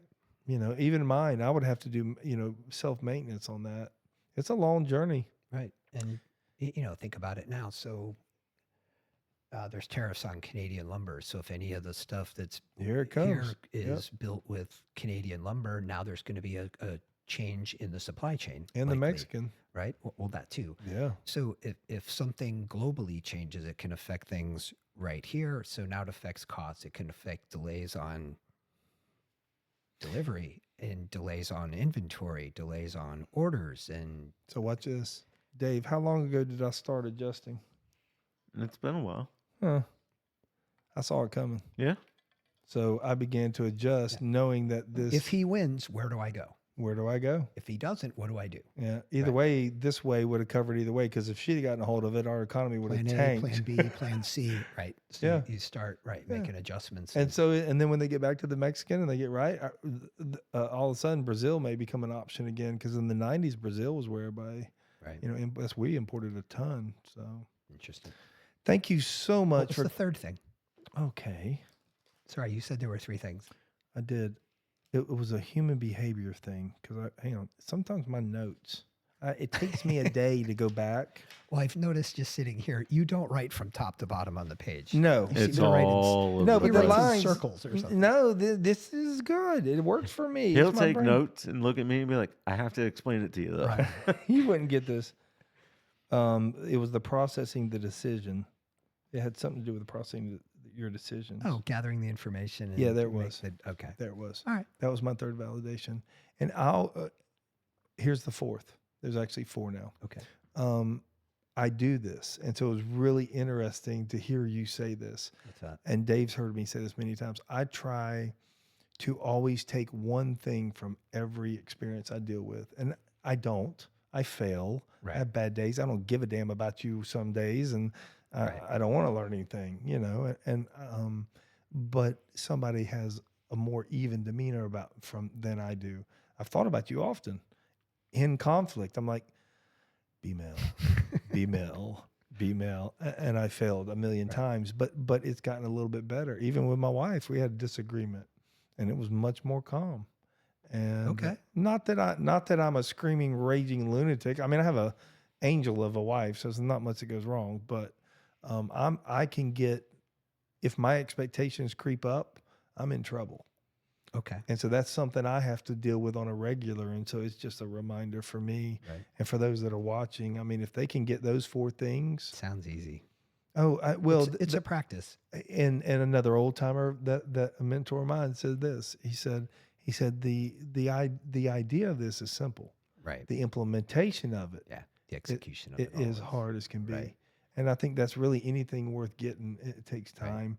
And I think it's not okay. So my cold showers and all that, I started with 3 seconds and now I'm sitting in a pool at 52 degrees. And I would do the cold plunge. The cold shower seems pointless to me. well, it got me in the cold plunge Oh. for me. And I guess my Let's just point go to the was, cold plunge. yeah, my point.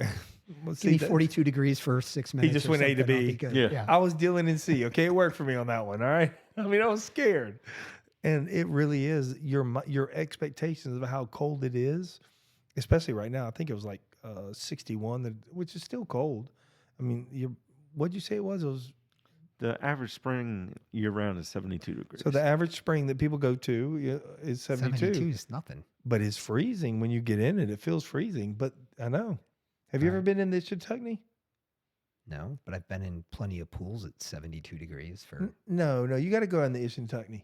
Y'all need to float down. We all have to float together. Okay. We'll float down the Ishintagni. It is cold as all out of get. But like sitting in the pool yesterday, I wasn't cold at all because my body just sort of adapted. Sort of used to it. Yeah. Right. Okay. But the nuggets that I can get as I go through life with each individual that I deal with, and just like you said, even if they're an ass, and I can't find much positive from them, I can learn what I don't want to do. Right. And with my parents, there was a lot of things they did really well as parents, and there were some things they didn't do well, just like me. And so my job was to minimize their weaknesses and maximize their strengths. Right. And it made me a better parent, and then I see my children, just like you said, at 26 and 24 and 19, they are so far developed from where I was. Yeah, where I was at that age. Oh my God. Yeah, like one, they all know we're not going to be entrepreneurs. So they all know that. So I got one more question for you. Sure. Retirement, do you ever think about it? I mean, is that something? I do. There was actually 5 things. I Yeah. got the other one. So Go ahead. there's, I'd love to retire at 66. Really? Yeah, take another 10 years and I don't know if I'll ever be done with retire. this. Well, Because then where do the ideas and where does the goals come from and what motivates? but two schools of thought for me. I had always thought, being in the mortgage business, when I'm done with this, I don't want to have to answer the phone and, Right. kind of be at somebody's beck and call most of the Right. time. To teach with my education, I could probably teach like marketing 101, go to, find a local community college and teach a marketing class. You'd be a good teacher. As an older person, it'd be a way to stay in touch with the younger generation and, have to read up and learn, what newer methods things are to, Right. Obviously to be able to teach and educate. And watch this. All of a That sudden, would be fun. all of a sudden you become one of the influencers in the next Right. generation. The other thing is, we had a guy in our office a couple months, 6, 8 months ago now, finally retired. And he was actually the guy who hired me to the mortgage business in 1997. He would answer the phone for like the last 4 or 5 favorite referral partners. And that was all he did. So he worked essentially part-time, was Gotcha. retired. It was, I'm assuming, mad money, spoil the grandkids kind Right. of money. Work sort of, still doing what he always did, but Yeah. just at a reduced level. Yeah. Like, I'm not out hustling every day for Yeah. the things that we do, at my age now. But you get to that point and think, all right, I can just scale this back. I don't know. Yeah. I do, but to retire and sit and do nothing, oh Yeah. God, no. That's my greatest No, fear I- is I have to have goals. Hike, play golf, hire a coach, and how good can I get at golf if I play 30 hours a week and practice? and Who really knows? learn? Yeah, I don't know. I know. But find something, some other passion Always- would replace it.